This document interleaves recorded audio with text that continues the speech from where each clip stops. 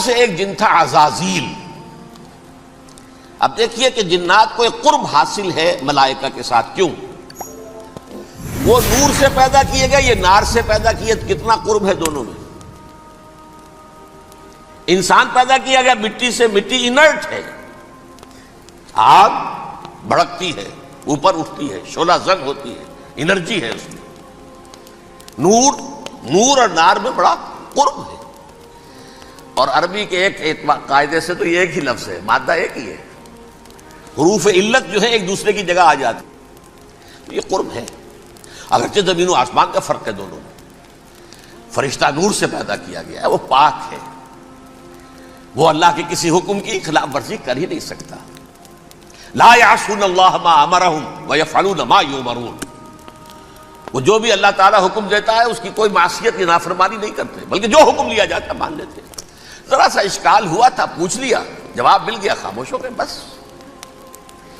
لیکن عزازیل نامی ایک جن تھا جو ایک تو جن ہونے کی نسبت سے فرشتوں سے کچھ نہ کچھ مماثلت تھی، قرب تھا، دوسرے یہ علم میں، زہد میں، عبادت میں اتنا اونچا تھا، اتنا اونچا تھا، اتنا اونچا تھا کہ یہ ملائکہ ہی کے صف میں شامل ہو گیا۔ اس نے علم بغاوت بلند کر دیا۔ جب حکم دیا گیا کہ سجدہ کرو آدم کو، اب یہ دیکھیے کس قدر یہ اہم مضمون ہے، اور آپ سوچ رہے ہیں یہ باتیں آج پہلی مرتبہ ہمیں اس طرح سنائی جا رہی ہیں، یہ باتیں تو علم میں آتی نہیں ہمارے۔ وجہ کیا ہے؟ آپ کو دلچسپی نہیں ان چیزوں سے۔ جدید تہذیب نے ان چیزوں کی اہمیت کو زیرو کر دیا۔ قرآن میں اہمیت کا کیا عالم ہے؟ 7 جگہ یہ مضمون قرآن میں آیا ہے کہ فرشتوں کو ہم نے حکم دیا سجدہ کرو آدم کو، سب نے سجدہ کیا۔ فسجد الملائکۃ کلھم اجمعون، سارے کے سارے، کل کے کل، سب نے مل کر سجدہ کیا آدم کو، اللہ کے حکم کی فوراً تعمیل کر دی، الا ابلیس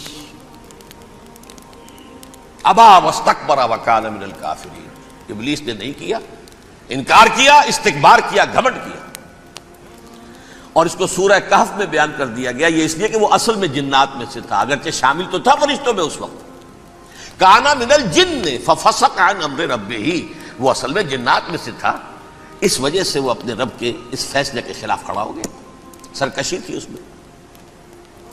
یہ معاملہ اتنا اہم ہے، اب آپ سمجھیے کہ 7 مرتبہ سورہ بقرہ، سورہ اعراف، سورہ حجر، سورہ بنی اسرائیل، سورہ کہف، سورہ طٰہٰ، سورہ صاد، 6 مکی صورتوں میں ذکر ہے یہ، اور ایک مدنی صورت سورہ بقرہ۔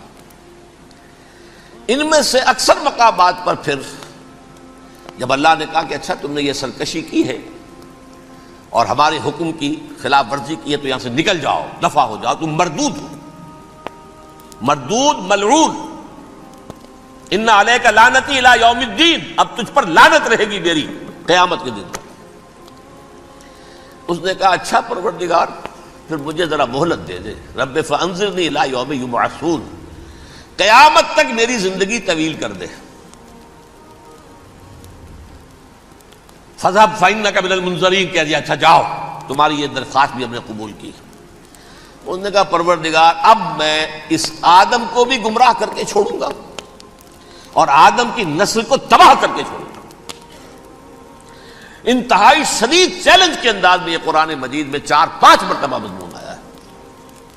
میں نے صرف 2 جگہ سے آپ کو اس وقت کوٹ کر کے سنایا تھا۔ سورہ اعراف میں اللہ تعالیٰ فرماتے ہیں قالا، اس پر ابلیس نے کہا فبما اغویتنی، تو اے رب جو تو نے مجھے گمراہ کیا ہے، مجھے ذلیل کر دیا، مجھ پر فوقیت دے دی، اس کو انا خیر منہ، میں اس سے بہتر ہوں، خلقتنی من نار وخلقتہ من طین، بنایا تو نے مجھے آگ سے اور اس کو بنایا مٹی سے، پھر مجھ سے مطالبہ کہ میں سجدہ کروں، اور میں نے سجدہ نہیں کیا تو اب تو نے مجھے ملعون قرار دے دیا۔ قال فبما اغویتنی لأقعدن لهم صراطک المستقیم، اب میں یہ نسل آدم کے لیے، اس کو برباد کرنے کے لیے تیری سیدھی راہ کے اوپر گھات میں بیٹھوں گا، سیدھے راستے پر چلنے نہیں دوں گا۔ ثم لآتینہم من بین ایدیہم، پھر میں ان پر حملہ آور ہوں گا، ان کے سامنے سے بھی، ومن خلفہم، ان کے پیچھے سے بھی، وعن ایمانہم، ان کے داہنی جانب سے بھی، وعن شمائلہم، اور ان کے بائیں جانب سے بھی، ولا تجد اکثرہم شاکرین، اور تو دیکھے گا کہ ان کی اکثریت تیری شکر گزار بندوں پر مشتمل نہیں ہوگی۔ یہ چیلنج تھا، اور ایک چھوٹا سا چیلنج جو سورہ صاد میں آیا ہے، اور یہاں تو اس نے اللہ کے جلال کی قسم کھا کر کہا، قال فبعزتک لأغوینہم اجمعین، اے رب تیری عزت، تیرے جلال کی قسم ہے میں ان سب کو گمراہ کر کے چھوڑوں گا، الا عبادک منہم المخلصین، سوائے ان میں سے وہ کچھ لوگ جنہیں تو خالص اپنا بندہ بنا لے، جنہیں تو اپنا بندہ بنا لے۔ مخلص، مخلص نہیں، مخلص یہ مفعول ہے، فاعل نہیں ہے، جسے تو بنا لے۔ بعض لوگوں کو اللہ چن لیتا ہے، هو اجتباکم، تمہیں چن لیا ہے، استفاء، اجتباء، وہ بچیں گے جن کو تو اپنی خاص امان میں لے لے گا، باقی میں سب کو گمراہ کر کے چھوڑوں۔ یہ ہے اصل دنیا میں نوع انسانی کا ابدی دشمن، ازلی سے ابدی تک۔ اور اس میں نوٹ کیجئے کہ اس کی اصل بنیاد کیا ہوئی؟ دو لفظ، تکبر اور حسد۔ استکبرا، تکبر کیا، انا خیر منہ، میں اس سے بہتر ہوں۔ یہ ساری بس کی گانٹھ یہی ہے، سب سے بڑی گمراہی کی وجہ یہی ہے۔ اسی لیے کہا ہے حدیث میں، لن يدخل الجنہ من کان فی قلبہ مثقال حبۃ من کبر، جنت میں ہرگز وہ شخص کبھی بھی داخل نہیں ہو سکے گا جس کے دل میں رائے کے دانے کے برابر بھی کبر ہے۔ تکبر سب سے بڑا جرم ہے۔ الکبر ردائی، اللہ فرماتا ہے یہ تکبر، یہ تو میری چادر ہے۔ کوئی شخص تکبر کرتا ہے تو گویا میری چادر گھسیٹ رہا ہے میرے کندھے سے۔ عرب میں کسی شخص کی توہین کرنی ہوتی تھی تو اس کی چادر گھسیٹتے تھے، ننگا کر دیا گویا کہ تو یہ میری ردائی ہے، الکبر ردائی، یہ میری چادر ہے، یہ جامہ مجھے زیب دیتا ہے، مجھ پر راستہ تھا۔ اور حسد، آدم کو جو برتری عطا ہو گئی، اس حسد کی آگ میں وہ جل رہا ہے اور اس کا انتقام لینا چاہتا ہے۔ آدم سے بھی، آدم کو بھی گمراہ کیا، جنت سے نکلوایا۔ ویسے نکلنا تو انہیں تھا ہی مشیت اذنی میں، لیکن فوری طور پر اللہ کے حکم کی خلاف ورزی تو کروائی نا۔ فعصى آدم ربہ فغوى، آدم نے اپنے رب کے حکم کی نافرمانی کی اور گمراہ ہوا عارضی طور پر۔ یہ دوسری بات ہے، توبہ کر لی، اللہ نے توبہ قبول فرما لی، معاف کر دیا۔ کوئی مستقل جو ہے وہ نسل انسانی پر اس گناہ کا اثر متوارث طور پر نہیں آ رہا ہے، ختم ہو چکا معاملہ، ہوا تھا ہو گیا۔ فتلقى آدم من ربہ کلمات فتاب علیہ انہ هو التواب الرحیم۔ اور توبہ کی شان یہ ہے جب وہ قبول ہو جائے اللہ کی جناب میں، کیا تائب من الذنب کمن لا ذنب لہ، گناہ سے توبہ کرنے والا ایسے ہوتا ہے جیسے اس نے کبھی گناہ کیا ہی نہیں تھا۔ لیکن بہرحال وہ گمراہ کرنے میں کامیاب ہو گیا، حضرت آدم اور حوا کو بھی، اور نوع انسانی کی عظیم اکثریت، عظیم اکثریت، عظیم اکثریت اس کے داؤ میں آئی ہوئی ہے نہیں۔ کتنے ہیں وہ عباد اللہ المخلصین، الا عبادک منہم المخلصین، کتنے ہیں جو واقعتاً خالصتاً اللہ کے بندے بن گئے ہوں، جنہیں اللہ نے اپنا بنا لیا، اپنا قرار دے دیا۔ اب اس کے ساتھ نوٹ کیجئے، اس ابلیس کے ساتھ ایک فوج بھی ہے، جسے قرآن مجید میں کہا گیا ہے یہ اس کی پارٹی ہے، حزب الشیطان، یہ اکیلا نہیں ہے۔ ایک تو وہ عزازیل ہے، اس کی طویل ترین عمر اللہ نے دے دی، وہ تو قیامت تک رہے گا۔ باقی بھی جنات جو ہیں ان کی نسل میں سے، یا اس کی نوع میں سے، اس کی نسل میں سے، جنات کی عمریں انسانوں کی عمروں سے زیادہ ہیں، بہت زیادہ ہیں، لیکن پھر بھی اتنی نہیں ہے۔ یہ خاص ہے اس کا معاملہ کہ اس نے کہا تھا رب انظرنی الی یوم یبعثون، مجھے دے دے مہلت اس وقت تک تاکہ میں ثابت کر کے دکھا دوں کہ جسے تو نے یہ خلافت دیا یہ اس کا اہل نہیں ہے۔ Let me prove this point ولا تجد اکثرہم شاکرین، تو ان کی اکثریت کو شکر گزار نہیں پائے گا۔ وہ ابلیس جو ہے وہ ریکروٹ کرتا ہے اپنے فوجی، اول تو خود جنات میں سے جو اس کے نمبر 1 لشکری ہے۔ قرآن مجید میں اس کا اشارہ دیا گیا ہے، انہ یراکم ہوا وقبیلہ من حیث لا ترونہم۔ دیکھو لوگو، اے انسانوں، وہ ابلیس لعین عزازیل اور جو اس کی قبیلے کے لوگ ہیں، جنات ہیں، وہ تمہیں وہاں سے دیکھتے ہیں اور تاکتے ہیں اور حملہ کرتے ہیں جہاں سے تم انہیں نہیں دیکھتے. وہ غیر مرئی ہیں، انویزیبل ہیں، تمہیں نظر نہیں آتے. ویزیبل دشمن کا وار تو روک لو گے، انویزیبل کا کیسے روکو گے؟ انہو یراکم ہوا وقبیلہ، اکیلا ہی نہیں ہے وہ تو تمہیں تاکتا ہے، تم پر حملہ کرتا ہے، گھات میں لگ کر جو ہے تمہارے اوپر حملہ کرتا ہے، وہ بھی اور اس کے ساتھ اس کے قبیلے کے لوگ جنات بھی، من حیث لا ترونہم، جہاں سے کہ تم انہیں نہیں دیکھتے. لیکن اس کے علاوہ وہ انسانوں میں سے بھی ریکریوٹ، رنگ روٹ وہ برپا کرتا، وہ جو ہے ان کو اپنے پاس رکھتا ہے فوج کے اندر.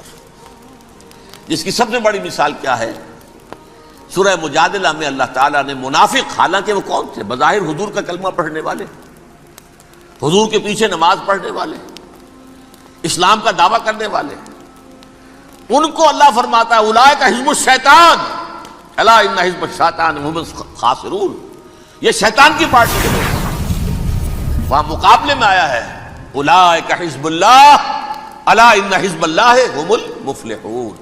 یہ دو پارٹیاں ہیں، حزب اللہ اللہ کی پارٹی جو اس کے مخلص بندے ہیں، وہ اللہ کی پارٹی، اور جو شیطان کے مرید بن گئے اس کے ہاتھ پر بیعت کر لی، لہذا وہ اس شیطان کی پارٹی کے لوگ ہیں، چاہے وہ انسان ہو چاہے جن ہو. تو انسانوں میں سے بھی اس کے حزب میں، اس کی پارٹی میں اس کے ایجنٹ ہیں اور بہت ہیں، بلکہ بہت سے تو ایسے ہیں کہ جو جنات کے بھی کان کتر دیں، ان کو بھی شیطنت سکھا دیں، پڑھا دیں.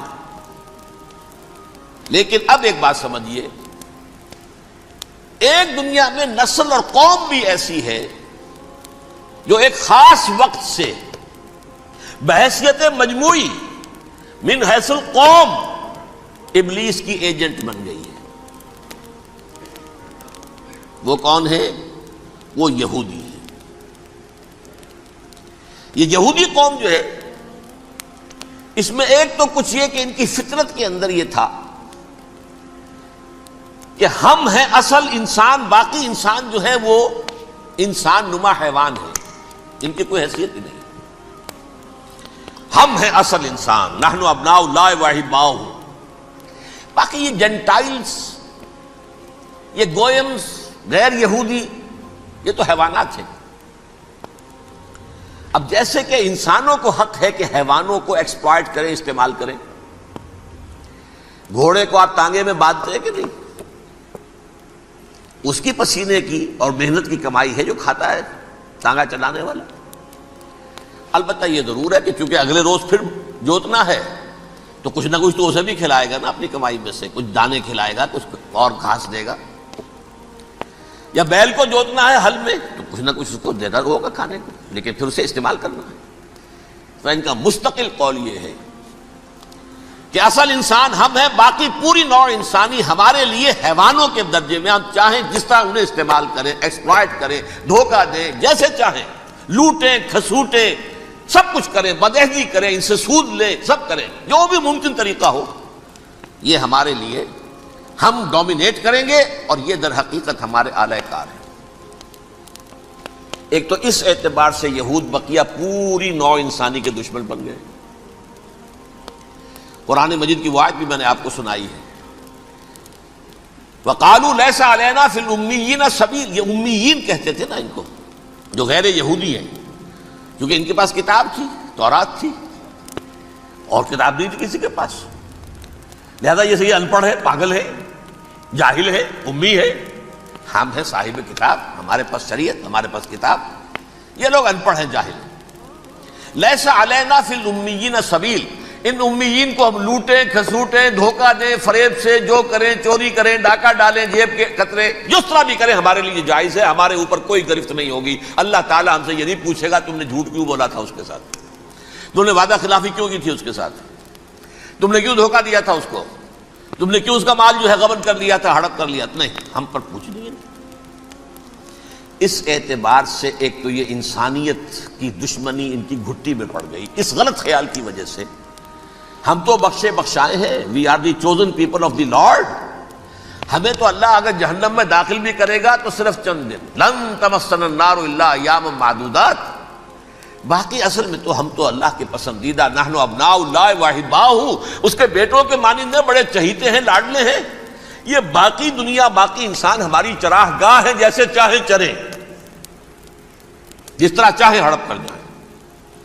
یہ تو ان کا پہلے سے مستقل معاملہ تھا، لیکن اس کے بعد ان کی تاریخ میں ایک دور وہ آیا جب حضرت مسیح علیہ السلام ان میں مبعوث کیے گئے۔ یہ 1400 سالہ تاریخ کا کلائمیکس ہے یہود کی۔ جب کتاب انہیں دی گئی تھی تورات حضرت موسیٰ کے ذریعے، وہ 1400 قبل مسیح کا واقعہ ہے۔ اس وقت سے لے کر اللہ کا وہ فضل ان پر ہوا کہ کوئی ایک لمحہ ایسا نہیں آیا 1400 برس میں کہ ان کے ہاں کوئی نہ کوئی نبی موجود نہ۔ یہ تار ٹوٹا ہی نہیں، 2 سے شروع ہوا، موسیٰ ہارون علیہ السلام، اور 1400 برس کے بعد پھر آخری 2 ہیں، عیسیٰ اور یحییٰ علیہ السلام، یوں سمجھ لیجئے، اور اس کے درمیان یہ تار ہے، اور اس تار میں کوئی ایک لمحہ ایسا نہیں آیا کہ کوئی نبی موجود ہو۔ اس میں اتار چڑھاؤ بہت سے آئے ہیں، اس کا وہ میرا موضوع نہیں ہے۔ اس وقت قبل مسیح کی تاریخ جو ہے وہ میرا موضوع نہیں ہے۔ قرآن مجید میں سورہ بنی اسرائیل کے پہلے رکوع میں اس کا تذکرہ موجود ہے۔ وَقَضَيْنَا إِلَىٰ بَنِي إِسْرَائِيلَ فِي الْكِتَابِ لَتُفْسِدُنَّ فِي الْأَرْضِ مَرَّتَيْنِ وَلَتَعْلُنَّ عُلُوًّا كَبِيرًا، 2 مرتبہ ان پر عذاب کے کوڑے برسے، پہلے اشوریوں کے ذریعے سے جو شامی تھے، سیرینز اشوری کہلاتے ہیں، پھر بابلیوں کے ذریعے سے یعنی عراقیوں کے ذریعے سے، بیبیلونیا نام تھا عراق کا پہلے، ان پر بہت بڑی بڑی تباہیاں آئیں، اللہ تعالیٰ کی طرف سے عذاب آئے۔ اس کے بعد پھر دوسرے دور میں دوسرا اقتدار کا دور آیا، خربستیاں بڑھ گئیں، تو پہلے گریکس کے ذریعے سے، یونانیوں کے ذریعے سے، اور پھر رومیوں کے ذریعے سے انہیں پسوایا گیا۔ یہ دور گزر چکے تھے ان پر، 2 عروج کے دور اور 2 زوال کے دور۔ میری چھوٹی سی کتاب ہے تنظیم اسلامی کا تاریخی پس منظر، 6-7 روپے کی ہوگی، اس کو آپ دیکھیں گے تو اس میں اس کا پورا نقشہ آپ کو مل جائے گا۔ ویسے تو یہ کہ میری جو ذرا بڑی کتاب ہے سابقہ اور موجودہ مسلمان امتوں کا ماضی، حال اور مستقبل، اس میں میں نے ان معاملات پر بڑی تفصیل سے بحث کی۔ بہرحال یہ جو دور تھا ان کا 1400 سالہ، وہ اونچ نیچ سے ہوتا ہوا جب آیا ہے حضرت مسیح کی بعثت پر، تو ان کی شرارت کی انتہا یہ ہو گئی کہ اللہ تعالیٰ نے مسیح کو رسول بنا کر بھیجا، رسولاً الی بنی اسرائیل۔ حضرت موسیٰ اور حضرت عیسیٰ کے درمیان رسول کوئی نہیں ہے، سب نبی ہیں۔ حضرت موسیٰ رسول تھے اور حضرت عیسیٰ رسول ہیں، درمیان میں داؤد ہو، سلیمان ہو، یشعیاہ ہو، زکریا ہو، یہ سب نبی ہیں، یحییٰ نبی ہیں، رسول نہیں ہے، لہذا وہ شہید کر دیے گئے۔ رسول شہید نہیں ہو سکتا، قتل نہیں ہو سکتا۔ لیکن عیسیٰ اور موسیٰ کے درمیان 1400 برس ان کے جو ہیں، اس کا کلائمیکس ہے حضرت مسیح علیہ السلام کی بعثت، اور حضرت مسیح علیہ السلام کو جسے اللہ نے اپنی روح قرار دیا، روح منہ، کلمتہ القاہا الی مریم، اللہ کا کلمہ، عظیم ترین معجزات۔ انہوں نے کیا کہا؟ یہ ولد الزنا ہے، حرامزادہ، معاذ اللہ، نقل کفر نباشد، یہ جادوگر ہے، یہ مرتد ہے، یہ واجب القتل۔ اصل حکومت اس وقت رومیوں کی تھی حکومت، لیکن انہوں نے انہیں آٹونومی دے رکھی تھی، اپنے مذہبی معاملات تم خود طے کر سکتے ہو۔ تو کائفاس جو اس وقت کا ان کا ہیڈ ربائی تھا سب سے بڑا، اس کی عدالت نے فیصلہ کیا مسیح کو سولی چڑھا دیا جائے۔ پائلیٹس پونٹس، اس کے پاس ان کی ازداشت پہنچ گئی، یہ ہمارا مجرم ہے مذہبی، یہ مرتد ہے، یہ کافر ہے، یہ جادوگر ہے، یہ واجب القتل ہے، اسے قتل کر دو، سولی چڑھا دو۔ خیر وہ لمبی بات ہو جائے گی، اس نے تو اپنے ہاتھ دھوئے کہ صاحب ہمارے پاس کوئی جرم نہیں ہے اس کے خلاف، تم کہتے ہو تو ٹھیک ہے، سولی چڑھا دیتے۔ یہ دوسری بات ہے کہ اللہ نے حضرت مسیح کو اٹھا لیا آسمان پر، ان کی جگہ وہ شخص سولی چڑھا جس نے غداری کر کے گرفتار کروایا تھا، جوڈاس اسکیریوٹ، اس کی شکل اللہ نے بدل دی، حضرت مسیح کی سی، اور حضرت مسیح کو فرشتے اٹھا کے اوپر لے گئے، وہ زندہ آسمان پر اٹھا لیے گئے۔ اور یہ ساری تفاصیل نہ قرآن میں ہے نہ حدیث میں ہے۔ یہ انجیل میں ہے، لیکن انجیل کون سی؟ برنباس کی انجیل، gospel of the lord according to saint Barnabas. یہ حواریین مسیح میں سے تھے، لیکن عیسائی ان کو تسلیم نہیں کرتے، ان کی بائبل کو صحیح نہیں مانتے، کینونیکل نہیں مانتے۔ 100 انجیلیں تھیں، 104 تھی، جن میں سے 4 چنی ہیں انہوں نے، یہ متی اور جان اور مرقس مارکس، یہ ہے، تو یہ 4 انجیلیں ہیں، انہوں نے تسلیم کی کہ یہ کینونیکلز ہیں، یہ تو ہیں حقیقی، باقی جو ہیں 100 اس کو وہ تسلیم نہیں کرتے۔ ان میں سے ایک ہے یہ برنباس، اس میں یہ تفصیل ہے کہ اللہ تعالیٰ نے اس شخص کی، جیوڈاس کی، یہودا، جیوڈاس اس کو انگریزی میں کہتے ہیں، اس کی شکل بدل دی حضرت مسیح کی سی، وہ گرفتار ہوا، وہ سولی چڑھا، وہ غدار تھا، غداری کی سزا اسے ملنی تھی، وہ مل گئی۔ حضرت مسیح کو فرشتے 4 اٹھ رہے ہیں، جس کوٹھڑی میں حضرت مسیح مقیم تھے، ایک باغ کے اندر روپوش تھے، اس کی چھت پھٹی ہے، 4 فرشتے آئے ہیں، حضرت مسیح کو اٹھا کر لے گئے ہیں، چھت برابر ہو گئی ہے، اس کے بعد وہ شخص پکڑا گیا۔ بہرحال حضرت مسیح کو اللہ نے اٹھا لیا آسمان، لیکن وہ دن ہے کہ اس قوم کو اب مغضوب علیہم قرار دے دیا گیا۔ نوٹ کر لیجیے، اصل میں تو ہونا یہ چاہیے تھا کہ رسول کی جان کے درپے جب کوئی امت ہو جاتی تھی تو اللہ کا قاعدہ یہ تھا کہ اس امت کو نسیہ منسیہ کر دیا جائے۔ حضرت نوح کی قوم کو ختم کیا یا نہیں؟ حضرت ہود کی نگاہوں کے سامنے قوم عاد برباد کی گئی یا نہیں؟ حضرت صالح کی نگاہوں کے سامنے قوم سمود برباد ہوئی، یہ اللہ کا قاعدہ رہا۔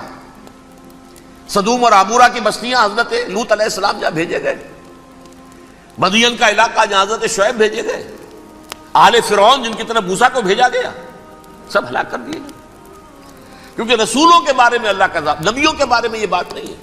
نبی آیا، اس نے دعوت دی، جس نے مان لیا اچھا کیا، اپنے لیے اچھا کیا، نہیں مانا اس کی اپنی جو ہے آخرت برباد ہو گئی۔ دنیا میں کوئی فیصلہ اس کا نہیں ہوتا، لیکن رسولوں کا معاملہ یہ ہوتا ہے کہ دنیا میں وہ اللہ کی عدالت بن کر آتے ہیں، مانو گے تو بچو گے، نہیں مانو گے ہلاک ہو جاؤ۔ تو اس اعتبار سے وہ مستحق تو ہو چکے تھے اس کے کہ انہیں ہلاک کر دیا جائے۔ اب اللہ کی کوئی خصوصی مشیت ہے، اس میں کیا حکمت ہے، وہ ہے ایک حکمت میں بعد میں اگر وقت ہوا تو بتاؤں گا۔ فیصلہ یہ کیا اللہ نے کہ حضرت مسیح کو تو اٹھا لیا زندہ، اور ان کی رسی ابھی مزید دراز کر دی، کہ ان کو ابھی مہلت دے دی کہ تمہیں آخری استیصال، جس کو عذاب اکبر کہتا ہے قرآن، سورہ سجدہ جو حضور ہر جمعے کی پہلی رکعت میں فجر میں پڑھتے تھے، وَلَنُذِيقَنَّهُم مِّنَ الْعَذَابِ الْأَدْنَىٰ دُونَ الْعَذَابِ الْأَكْبَرِ لَعَلَّهُمْ يَرْجِعُونَ۔ چھوٹے چھوٹے عذاب اور ایک بڑا عذاب، جبکہ قوم بالکل برباد، نسیم منسیہ، کأن لم یغنوا فیہا، ایسے ہو جائیں جیسے کوئی تھے ہی نہیں آباد یہاں، لا یرا الا مساکنہم، اب ان کے مسکن نظر آتے ہیں، مکین نظر نہیں آتے۔ یہ عذاب اکبر جو ہے وہ ان پر نہیں آیا، حالانکہ وہ مستحق ہو گئے تھے اسی وقت۔ اس کو یوں سمجھیے کہ کسی شخص کو پھانسی کا حکم تو ہو جائے، ایگزیکیوشن نہیں ہوتا ہے، کئی سال گزر جاتے ہیں پڑے ہوئے، اور معاملات جو ہیں وہ چلتے رہتے ہیں۔ یہ معاملہ ہوا اس کے ساتھ، ورنہ یہ مستحق ہو چکے تھے آخری بربادی تباہی کے، عذاب استیصال، جڑ سے کاٹ دینے والا عذاب، وہ آ سکتا تھا ان پر اسی وقت، لیکن اللہ نے ان کی مہلت دراز کی ہے۔ لیکن اس کے بعد اللہ نے ان کو ایک اور موقع دیا، 600 برس بعد حضرت مسیح کے محمد الرسول اللہ صلی اللہ علیہ وسلم کی بعثت ہوئی، اور یہ میں سمجھتا ہوں کہ اس قوم پر اللہ کا اتنا بڑا فضل تھا، اتنا بڑا فضل تھا، اتنا بڑا فضل تھا۔ اب پھر ایک موقع دیا، عسیٰ ربکم ان یرحمکم وان عدتم عدنا، دیکھو اب بھی تمہیں ہم ایک موقع دے رہے ہیں، تمہارا رب تمہارے اوپر اب بھی فضل کرنے کو تیار ہے، رحم فرمانے کو تیار ہے۔ ان ھذا القرآن یہدی للتی ہی اقوم، اس قرآن کے سائے میں آ جاؤ، یہ شاہدرا ہے ہدایت میں آنے کا، اس میں داخل ہو جاؤ، محمد کی تصدیق کرو صلی اللہ علیہ وسلم، دامن محمدی میں آ جاؤ، اب بھی ہم تمہارے گناہ بخش دیں۔ لیکن نہیں، اس قوم نے حضرت محمد صلی اللہ علیہ وسلم کی دشمنی کی کمر کس لی، اور اب یوں سمجھیے اس تاریخ سے لے کر آج تک یہ گٹھ جوڑ ہے۔ ظاہر بات ہے کہ ابلیس کا بھی اصل دشمن اب کون ہے، یا ہدف کون ہے، ٹارگٹ کون ہے؟ جنہوں نے محمد کو نہیں مانا صلی اللہ، وہ تو ہے ہی جہنمی، ان پر کوئی اور محنت کرنے کی ضرورت کیا ہے؟ سمجھ گئے میری بات؟ حضور کی بعثت کے بعد جنہیں حضور کو رد کر دیا، ان پر ایمان نہیں لائے، وہ کون ہے؟ کافر، وہ جہنمی ہے ہی ہے۔ لہذا اس کے اوپر کوئی محنت صرف کرنے کی ابلیس کو ضرورت نہیں ہے۔ اس کا اصل ٹارگٹ امت محمد ہے صلی اللہ علیہ وسلم۔ وہ ساری نوع انسانی کی دشمنی اب آ کر مرکوز ہو گئی ہے امت محمد صلی اللہ علیہ وسلم کی دشمنی پر۔ اور اسی طرح یہود کا معاملہ، اگرچہ ویسے پوری نوع انسانی کے دشمن ہیں، انہیں حیوان سمجھتے، ان کی جان مال اپنے لیے مباح سمجھتے ہیں، جس طرح چاہیں لوٹے کھسوٹے کھائیں پیئیں انہیں، لیکن اب ان کی بھی دشمنی کا سب سے بڑا مرکز امت محمد۔ کیوں؟ وہی تکبر اور حسد، وہی بیماریاں۔ انہیں تکبر یہ ہو گیا تھا کہ 2000 سال سے یہ نبوت ہماری میراث، ہماری جاگیر، بنو اسرائیل کے اندر سینکڑوں نبی آئے، 3 کتابیں اللہ نے ہمیں عطا کی، یہ کہاں سے آ گیا محمد صلی اللہ علیہ وسلم؟ معاذ اللہ ثم معاذ اللہ، یہ امیین میں سے، یہ جنٹائلز میں سے، یہ گوئنز میں سے، یہ حقیر ان پڑھ، کہاں ہم کہاں یہ نہیں تسلیم کریں گے۔ حالانکہ قرآن کہتا ہے یعرفونہ کما یعرفون ابناہم، ان کے علماء ایسے پہچانتے تھے حضور کو جیسے اپنے بیٹوں کو پہچانتے ہیں کہ یہ آخری نبی ہے، لیکن تکبر اور حسد کی آگ میں جل اٹھے۔ اب ان کے بھی دشمنی کس سے ہے؟ محمد اور امت محمد صلی اللہ علیہ وسلم۔ یہ گٹھ جوڑ ہے۔ اب دیکھیے، یہ ہے میری گفتگو کا اب تک کی گفتگو کا حاصل، یہ گٹھ جوڑ، ایک غیر مرئی دنیا، انویزیبل دنیا کا ابلیس لعین اور جنات میں سے اس کے لشکری فوج۔ انسانوں میں سے ویسے تو اور بھی بہت جگہ اس کے ایجنٹ ہیں، مسلمانوں میں بھی ہے، لیکن بحیثیت قوم، بحیثیت مجموعی، ایک پوری قوم، ایک پوری نسل جو ہے اس کے ساتھ گٹھ جوڑ ہے۔ ان دونوں کی گٹھ جوڑی کے ساتھ یہ دشمن دون ہیں انسانیت کے، پہلا دشمن ابلیس لعین، عزازیل لعین، اور دوسرے دشمن یہود ملعون۔ اب میں آپ کو ذرا اس جو انسانوں میں سے انسان دشمنی کا جن کا سب سے بڑا رول ہے، میں ان کی 2000 سالہ تاریخ کا آپ کے سامنے نقشہ رکھنا چاہتا ہوں۔ ان 1400 سال کا تو میں نے صرف 4 آپ کو پوائنٹس بتائے۔ موسیٰ سے عیسیٰ تک 1400 برس علیہ الصلوۃ والسلام، 2 مرتبہ عروج، 2 مرتبہ زوال، اشیریوں کے ہاتھوں پٹوائی، بابلیوں کے ہاتھوں پٹانا، گریکس کے ہاتھوں مرمت، رومنس کے ہاتھوں مرمت۔ یہ جو 2000 سال ہیں، کیونکہ اب تو ظاہر بات ہے 21ویں صدی شروع ہو گئی، 20 صدیاں حضرت مسیح کو پوری ہو گئی۔ پہلی بات نوٹ کیجئے، حضرت مسیح کی پیدائش ہے سن 1 قبل مسیح۔ یہ نقطہ آپ نے کبھی سنا ہے یا نہیں؟ جب ملینیم کا سلسلہ شروع ہوا تھا پچھلے سال، تو میں نے بیان کر دیا تھا کہ ایک عجیب حساب کے اندر انہوں نے غلطی کی ہوئی ہے۔ حضرت مسیح کی پیدائش ہوئی 25 دسمبر کو، سن انہوں نے شروع کر دیا، اس کے بعد جنوری آئی تو پہلا سال شروع ہو گیا۔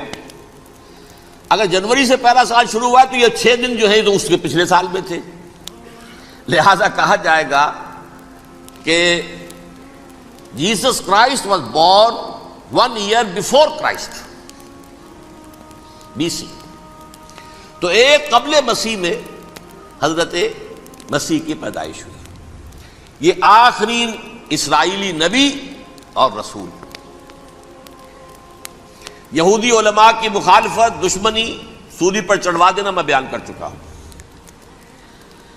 سن 33 عیسوی میں، جبکہ حضرت مسیح کی عمر 33 برس تھی، اللہ تعالیٰ نے انہیں زندہ آسمان پر اٹھا لیا، لیکن یہودیوں نے اپنے خیال کے مطابق انہیں سولی پر چڑھوا دیا، ان کی موت واقع ہو گئی۔ اگرچہ اس کے بعد یہ اختلاف ہے ان میں، یہودی کہتے ہیں وہ سولی پر چڑھ گیا، ختم ہوا، مر گیا، عیسائی کہتے ہیں نہیں، انتقال ہوا ہے مسیح کا صلیب پر، لیکن پھر وہ دوبارہ زندہ ہو گئے ہیں۔ ان کی لاش ایک غار میں رکھ دی گئی تھی، وہاں ریزریکشن ہو گیا، ان کا باعث بعد الموت وہیں ہو گیا، اور پھر انہیں اللہ نے زندہ آسمان پر اٹھا لیا۔ تو ہمارے اور عیسائیوں کے درمیان نوٹ کر لیجئے، یہ چیز مشترک ہے کہ کہ حضرت مسیح آسمان پر زندہ اٹھائے گئے۔ فرق کیا ہے؟ وہ سمجھتے ہیں کہ سولی دیے گئے، سولی پر مرے، پھر زندہ ہوئے، پھر گئے۔ ہم سمجھتے ہیں کہ نہیں، وما صلبوہ وما قتلوہ، انہوں نے نہ صلیب دے سکے انہیں اور نہ انہیں قتل کر سکے، بل رفع اللہ الیہ، اللہ نے اٹھا لیا۔ پھر ہمارا اور یہ اس کا عیسائیوں کا ایک اور اتفاق ہے، سیکنڈ کمنگ آف جیسس، حضرت مسیح دوبارہ آئیں گے، یہ عیسائیوں کا بھی عقیدہ ہے اور ہمارا بھی ہے۔ بہرحال تو جیسا کہ میں نے عرض کیا کہ اس وقت یہ عذاب استیصال، عذاب اکبر کے مستحق ہو چکے تھے، لیکن اللہ نے ان کی مدت دراز کی ہے، لیکن ان پر دنیاوی عذاب کا ایک کوڑا جو ہے اللہ تعالیٰ کی طرف سے اسی وقت برسا۔ دنیاوی عذاب دنیا میں رہتے ہوئے ختم نہیں کیا گیا۔ 37 برس بعد حضرت مسیح کے رفع سماوی کے 37 برس بعد سن 70 میں یہودیوں نے بغاوت کی رومیوں کے خلاف۔ رومی ٹائٹس جنرل تھا ایک، اس نے پھر جو حملہ کیا ہے، 1,33,000 یہودی ایک دن میں قتل کیا یروشلم میں، اور ہیکل سلیمانی گرا دیا۔ وہ ہیکل پہلے بھی گرا تھا، پہلے 1400 سال کے دوران میں بھی نبوکدنضر نے گرایا تھا، لیکن پھر اس کے 150 سال بعد انہوں نے دوبارہ بنا لیا تھا، اس لیے وہ اسے سیکنڈ ٹیمپل کہتے ہیں۔ پہلا ٹیمپل جو حضرت سلیمان نے بنایا تھا، نبوکدنضر نے گرا دیا 587 قبل مسیح میں، پھر دوبارہ انہوں نے 150 سال کے بعد بنا لیا۔ وہ اس تاریخ کا حصہ ہے، میں نے جس کے بارے میں آپ کو تفصیل نہیں بتائی۔ اس میں یہ ہوا سن 70 میں وہ گرا دیا گیا، وہ آج تک گرا پڑا ہوا ہے۔ نمبر 2، یہ کہہ دیا گیا کہ یہودیوں اس ارض فلسطین سے نکل جاؤ، تم یہاں نہیں رہ سکتے اب۔ لہذا جس کا جہاں سینگ سمایا چلا گیا، یورپ میں چلے گئے، ایشیا میں آ گئے، عرب میں آ گئے، یہ 3 قبیلے جو رات بھی میں نے عرض کیا تھا، بنو قینقاع، بنو نذیر اور بنو قریظہ، یہ وہاں سے آ کے مدینے میں آباد ہو گئے۔ جس کا جہاں سینگ سمایا، افریقہ میں، ہندوستان میں، جہاں چلے گئے۔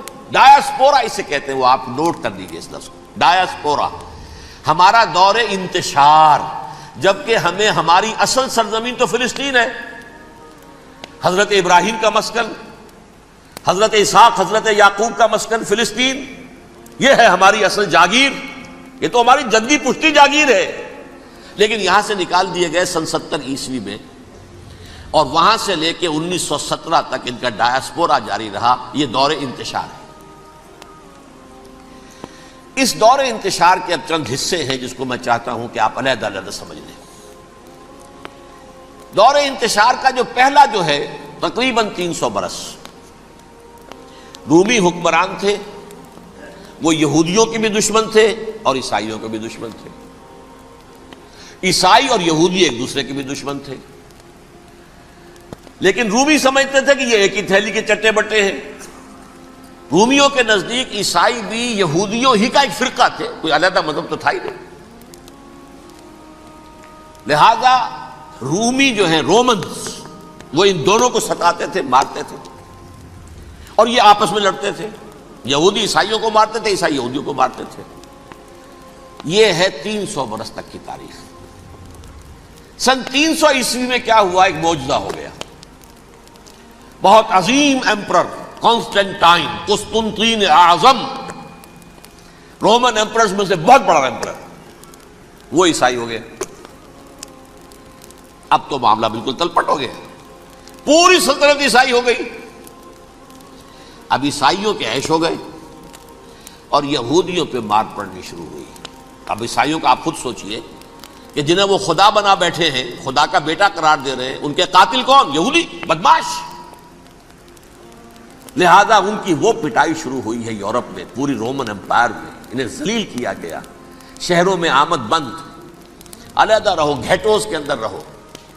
یہودی کا نام جو ہے وہ گالی بن گیا، جیسے آج بھی یہودی گالی کہتے ہیں، جیسے خنزیر کا لفظ، آخر وہ بھی اللہ کی مخلوق ہے، لیکن آپ کو معلوم ہے کوئی شخص زبان پر نام نہیں لانا چاہتا خنزیر کا، سور کا، ہے تو مخلوق وہ بھی ایک حیوان ہے۔ ایسے ہی یہ ہے یہودی، یہودی گالی، جیوٹ گالی۔ لہذا ایک طرف تو ان دونوں کے درمیان دشمنی، جس کو قرآن کہتا ہے وَأَغْرَيْنَا بَيْنَهُمُ الْعَدَاوَةَ وَالْبَغْضَاءَ، ہم نے ان کے مابین دشمنی جو ہے پیدا کر دی. اور جب یہ پوری سلطنت عیسائی ہو گئی تو قافیہ تنگ ہو گیا یہودیوں کا. اب آئیے 571 عیسوی، یعنی جبکہ ڈائسپورا کو کتنا عرصہ ہو چکا تھا؟ 500 برس. سن 70 سے شروع ہوا نا ڈائسپورا، جب ٹائٹس نے گرایا ہے ہیکل کو اور نکال باہر کیا انہیں فلسطین سے، بھاگ جاؤ یہاں ایک یہودی بھی نہیں رہے گا، فلسطین سے نکال دیے گئے.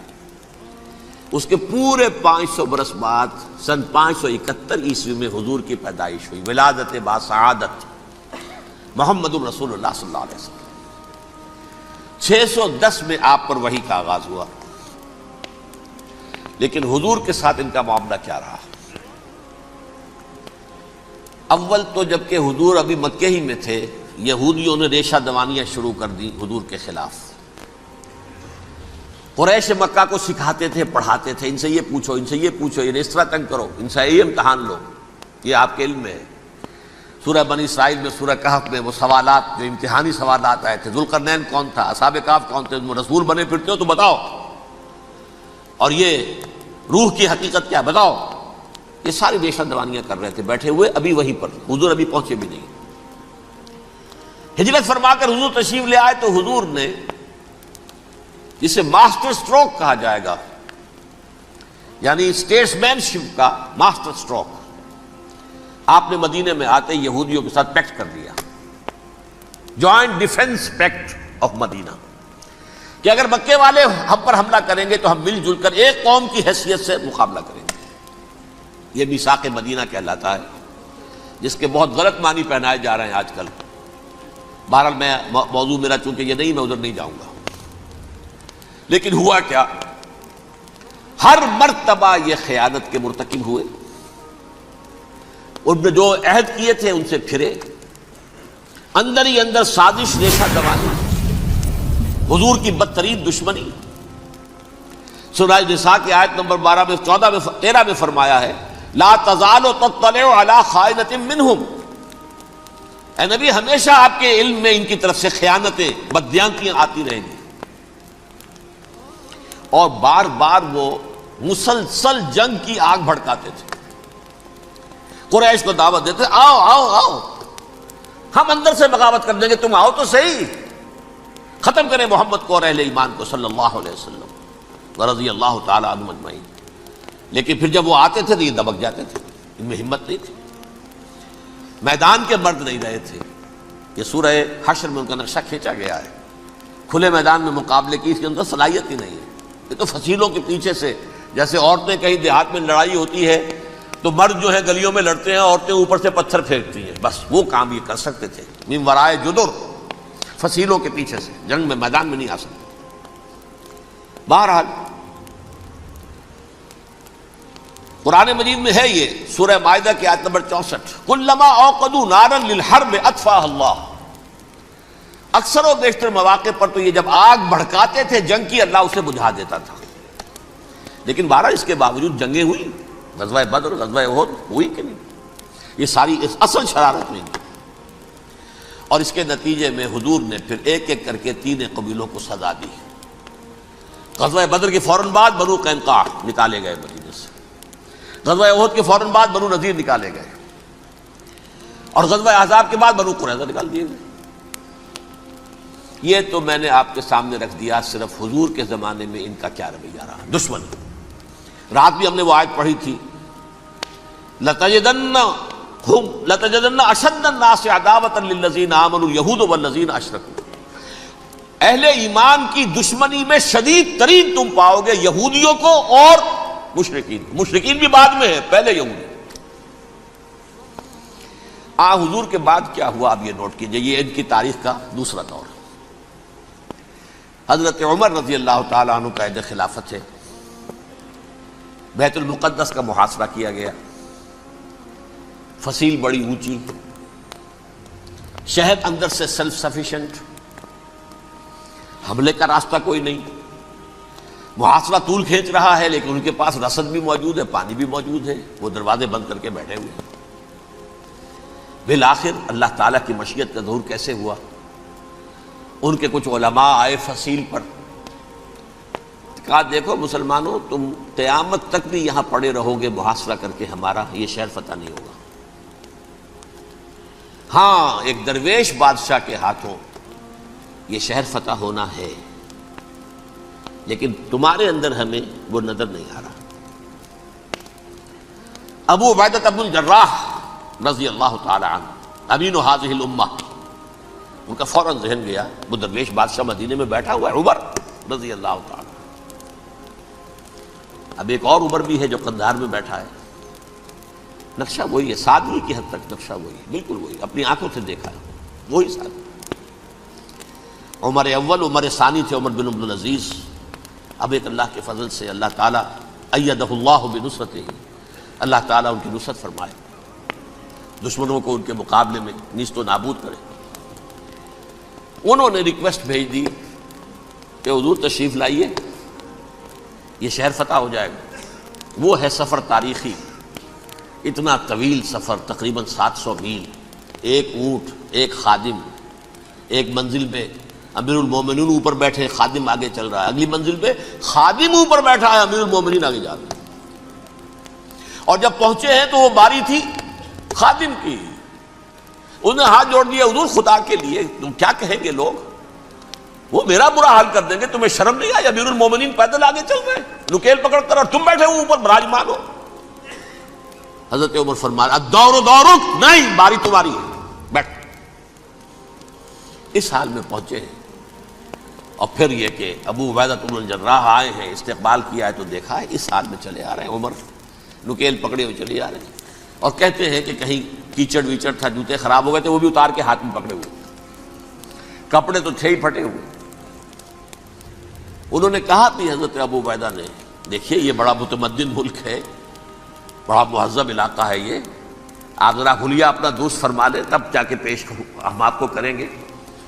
آپ نے فرمایا نحن قوم اعزنا اللہ بالاسلام، ہم وہ قوم ہیں جنہیں اللہ نے عزت دی ہے اسلام کے ذریعے سے، کپڑوں کے ذریعے سے نہیں، دولت کے ذریعے سے نہیں۔ اسی حال میں گئے ہیں، اوپر سے انہوں نے کھڑے ہو کر نشانیاں دیکھی ہیں، اپنی کتابیں کھولی، ہاں یہ وہی ہے، اچھا لو جی سرنڈر، شہر تمہارے ہاتھ میں۔ خون کا ایک قطرہ نہیں بہا اور بیت المقدس فتح ہو گیا۔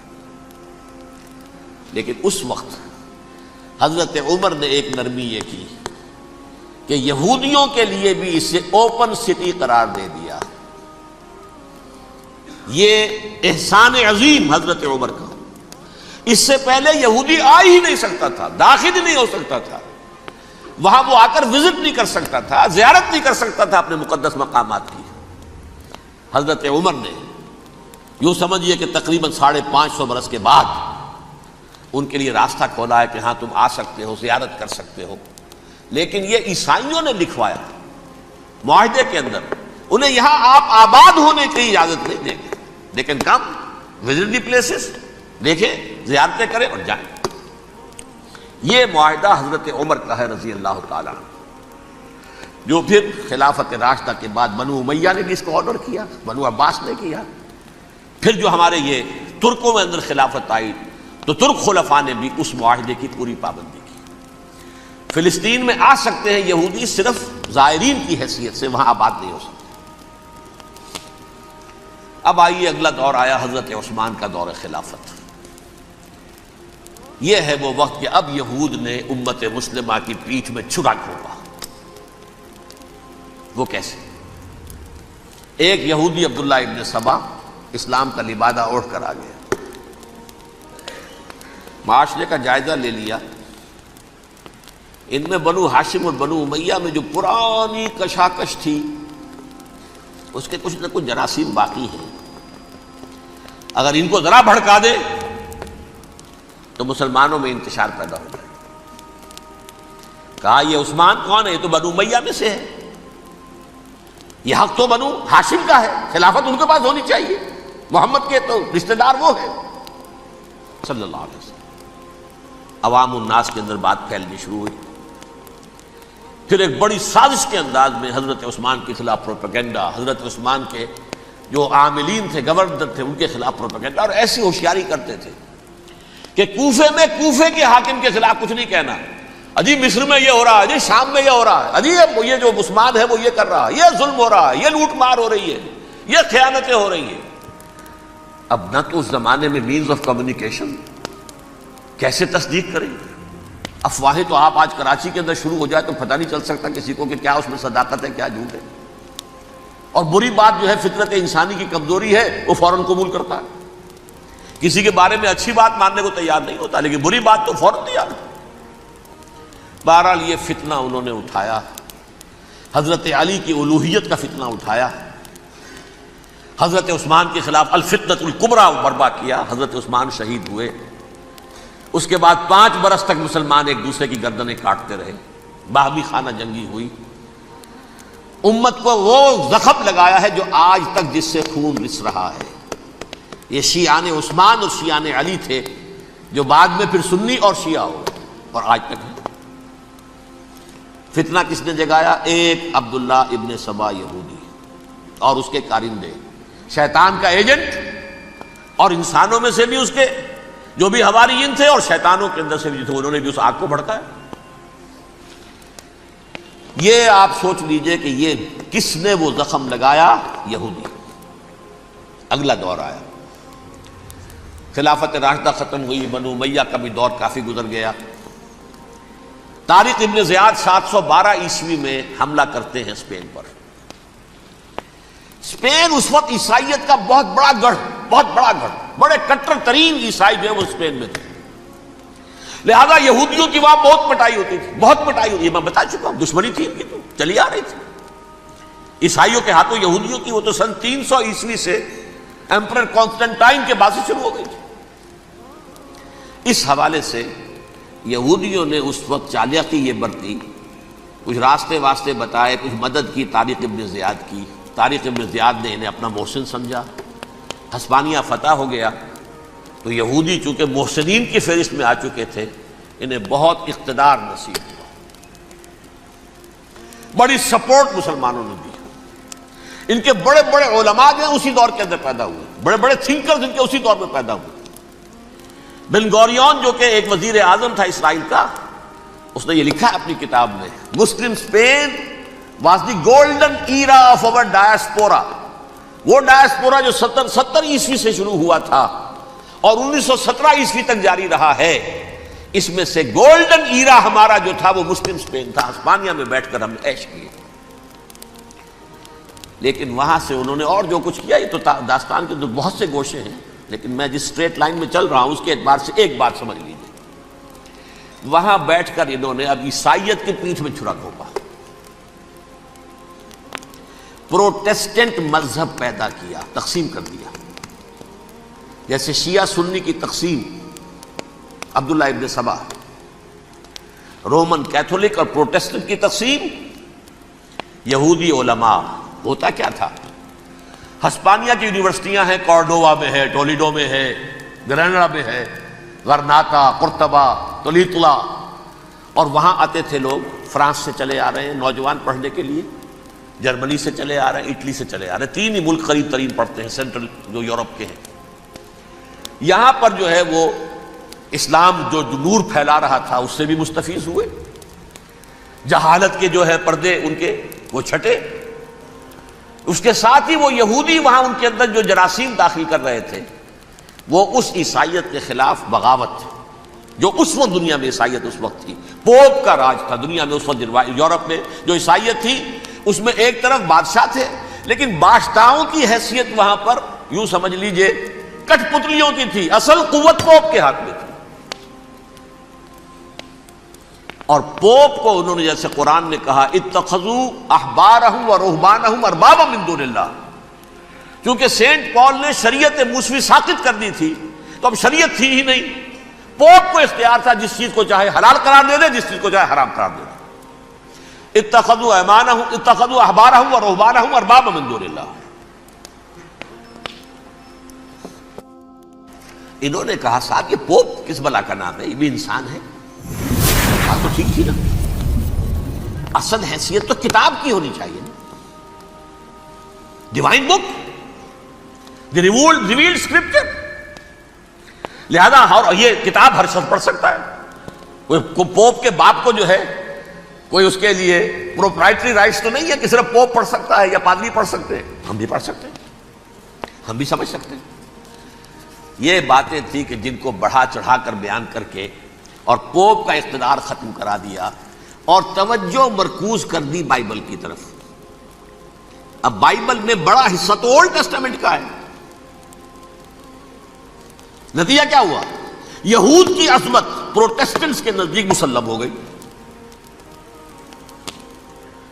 اصل قوم تو یہ ہے. وہ دشمنی بدلی کہ نہیں بدلی؟ موسیٰ کے امتی یہ ہے, تورات موسیٰ کو دی گئی, ابراہیم کی نسل یہ ہے. لہذا وہ جو دشمنی تھی, جو عداوت تھی کہ ہمارے خدا کو سوری چڑھانے والے ہیں یہ بدماش, اس کا ازالہ ہوا. اس پروٹیسٹنٹ مذہب کے نتیجے میں یہ میں اب آپ کو بتاتا ہوں کہ ایک نتیجہ وہ نکلا ہے جسے برٹرنڈ رسل نے بیان کیا ہے. یہ اس کی کتاب ہے ان پریز آف آئیڈلنس, صفحہ 108. وہ لکھتا ہے دی Christians retaining the Judaic belief in a special revelation added to it the Roman desire for worldwide domination and the Greek taste for metaphysical subtleties. The combination produced the most fiercely persecuting religion that the world has yet known. یہ تین چیزیں آ کر عیسائیت میں مل گئی. ایک تو جب یہ اولڈ ٹیسٹامنٹ جو ہے وہ ان کے ہاتھ میں آ گئی, اور اس کے میں کچھ آپ کو بتا دیتا ہوں کہ اولڈ ٹیسٹامنٹ کی تعلیمات, کیونکہ یہ اولڈ ٹیسٹامنٹ جو ہے یہ محرف تھی. اصل تورات تو گم ہو گئی تھی 587 قبل مسیح میں, جب پہلی مرتبہ ہیکل جو ہے تباہ ہوا ہے, اس وقت ختم ہو گئی تھی. اس کے کوئی 150 سال کے بعد انہوں نے یادداشتوں سے مرتب کر کے لکھی ہے. اب اس میں ان کے اپنے خیالات, اپنے امانی, اپنی توجیحات وہ شامل ہو گئی. لہذا میں آپ کو حوالے دیتا ہوں اس کتاب کے اندر مظالم کی جو تعلیم دی گئی ہے. اہل کتاب نے اپنے مظالم قتل عام کے جواز کے لیے تورات میں تبدیلیاں کی اور پیغمبروں پر دہشت ناکی اور بدترین حرام کاری کے الزامات لگائے. سنیے, پہلا حوالہ ہے یہ گنتی باب 31 آیات 17-18. اس لیے ان بچوں میں جتنے لڑکے ہیں سب کو مار ڈالو, اور جتنی عورتیں مرد کا منہ دیکھ چکی ہیں ان کو بھی قتل کر ڈالو, لیکن ان لڑکیوں کو جو مرد سے واقف نہیں اور اچھوتی ہیں اپنے لیے زندہ رکھو. یہ کسی اللہ کی کتاب کا یہ جملہ ہو سکتا ہے؟ کسی ریویلڈ بک کا؟ اور سنیے, یہ ہے استثناء ڈیٹرانومی باب 20 آیت 16-18.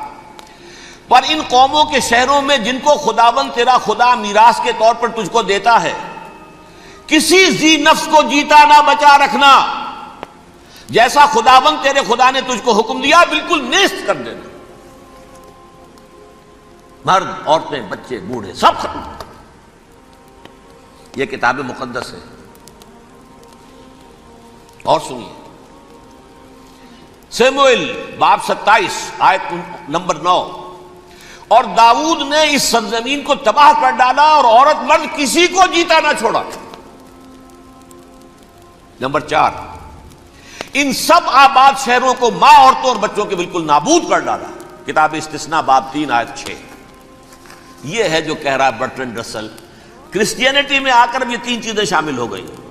ایک تو یہ باربیرین یہ تعلیم جو ہے, اور یہ مذہب کے نام پہ تعلیم, یہ کتاب مقدس کی تعلیم. نمبر 2, رومنز کے اندر جو ایک تمنا تھی ورلڈ ڈومینیشن کی, وہ عیسائیت کے اندر آ گئی. اس لیے کہ پوری رومن امپائر جو ہے عیسائی ہو گئی, تو اسے وراثت کے اندر ورلڈ ڈومینیشن کی جو ایک تمنا تھی وہ مل گئی. اور پھر یہ کہ انہوں نے جو توہمات تھے یونانیوں کے, ان کو بھی اپنے ہاں مختلف شکلوں کے اندر جمع کر لیا. ان تین چیزوں کا the combination produced the most fiercely persecuting religion that the world has yet known. اس کے نتیجے میں دنیا میں تاریخ انسانیت کے اندر جو بدترین خوخار ترین مذہب ہو سکتا ہے وہ شکل عیسائیت نے اختیار کی. اور اس کا مظہر عتم کیا تھا, نوٹ کیجئے. صلیبی جنگیں. ایک بات ٹائم ٹیبل کے اعتبار سے نوٹ کر لیجئے گا. فرسٹ ملینیم ختم ہوا، سیکنڈ شروع ہوا. ان کے 1000 سال ختم ہوئے تو 11ویں صدی میں سیکنڈ ملینیم شروع ہوا تو پہلی صلیبی جنگیں ہوئی. لاکھوں مسلمان قتل کیے گئے. صرف یروشلم کے اندر اتنا خون بہایا ہے کہ خود ان کے ہسٹورینز لکھتے ہیں کہ جب ان صلیبیوں نے جب گھوڑوں کے ساتھ وہ چل رہے تھے گلیوں میں تو ان کے گھوڑوں کے گھٹنوں تک خون کی ندی بہ رہی تھی. جہاں سے گزرے ختم کرتے چلے گئے، آبادیاں کی آبادیاں ختم کر. اگرچہ اس کروسیڈ میں گیہوں کے ساتھ گھن بھی پسا، یہودی بھی بہت مارے گئے. یہ فرانس سے، جرمنی سے جب یہ کروسیڈرز آ رہے تھے 3000 میل کا سفر طے کر کے آئے تھے. سوچئے تو صحیح. اربن ثانی پوپ جو تھا آگ لگا دی تھی اس نے پورے یورپ کے اندر. شرم سے ڈوب مرو، تمہارے مقدس علاقے مسلمانوں کے ہاتھ میں. انفیڈلز، یہ کافر، یہ مرتد، یہ ملحد. مسیح جہاں پیدا ہوا، مسیح کو جہاں سولی دی گئی، وہ کہاں ہے؟ ان کے ہاتھ میں. وہ آگ لگائی ہے. 3000 میل کا فاصلہ طے کر کے یہ قومیں آئی ہیں وہاں، اور جو تباہی مچائی ہے انہوں نے. تاریخ انسانی میں ایسی بربریت کی کوئی مثال. اور یہ ان کے اپنے ہسٹورینز لکھتے ہیں شرم کے بارے میں. ایسے محسوس ہوتا ہے جیسے ان کی گردنیں جھکی جا رہی ہوں لکھتے ہو. اب آگے چلیے. یہ جو بغاوت ہوئی پوپ کے خلاف، اس میں نوٹ کیجئے تاریخی اعتبار سے سب سے پہلے بغاوت کرنے والا ملک انگلستان تھا.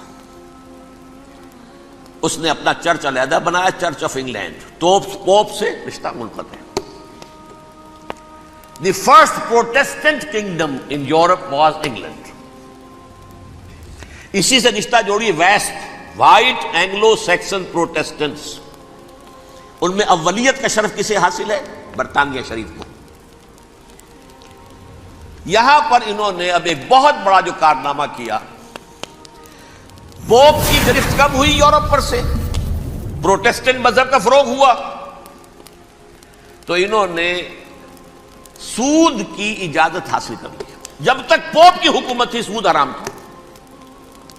نو ٹرانزیکشن، نہ انٹرسٹ نہ یوزری، کچھ بھی نہیں.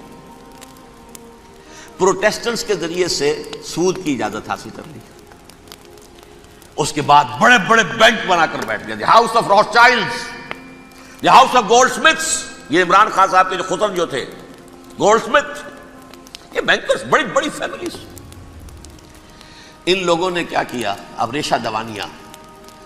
یورپ میں مختلف ملکوں کے درمیان جنگیں کروائیں سازشوں کے ذریعے سے. وہی کلما اوقدوا نارا للحرب، جنگ کے لیے آگ بھڑکا دینا تو ان کا پرانا مشغلہ تھا. جنگیں کرواتے تھے. پھر فرانس کے بادشاہ کو بھی قرض چاہیے اسلحہ کے لیے، انگلستان کے بادشاہ کو بھی قرض چاہیے. ہاؤس آف راس چائلڈ کا ایک نمائندہ وہاں بیٹھا ہے، ایک یہاں بیٹھا ہے، اور منہ مانگے شرح پر سود کے اوپر قرض دے رہے. ان کو سب کو جو ہے ان کے سارے مالی وسائل کھینچ لیے، دولت پر قبضہ کر کے بیٹھ گئے. اور اس کا نتیجہ یہ نکلا چند 100 سالوں کے اندر کہ فرنگ کی رگے جاں پنجے یہود میں. اس سودی نظام کے ذریعے سے دولت پر ان کا قبضہ. علامہ اقبال 1905 سے 1908 تک رہے تھے نا وہاں.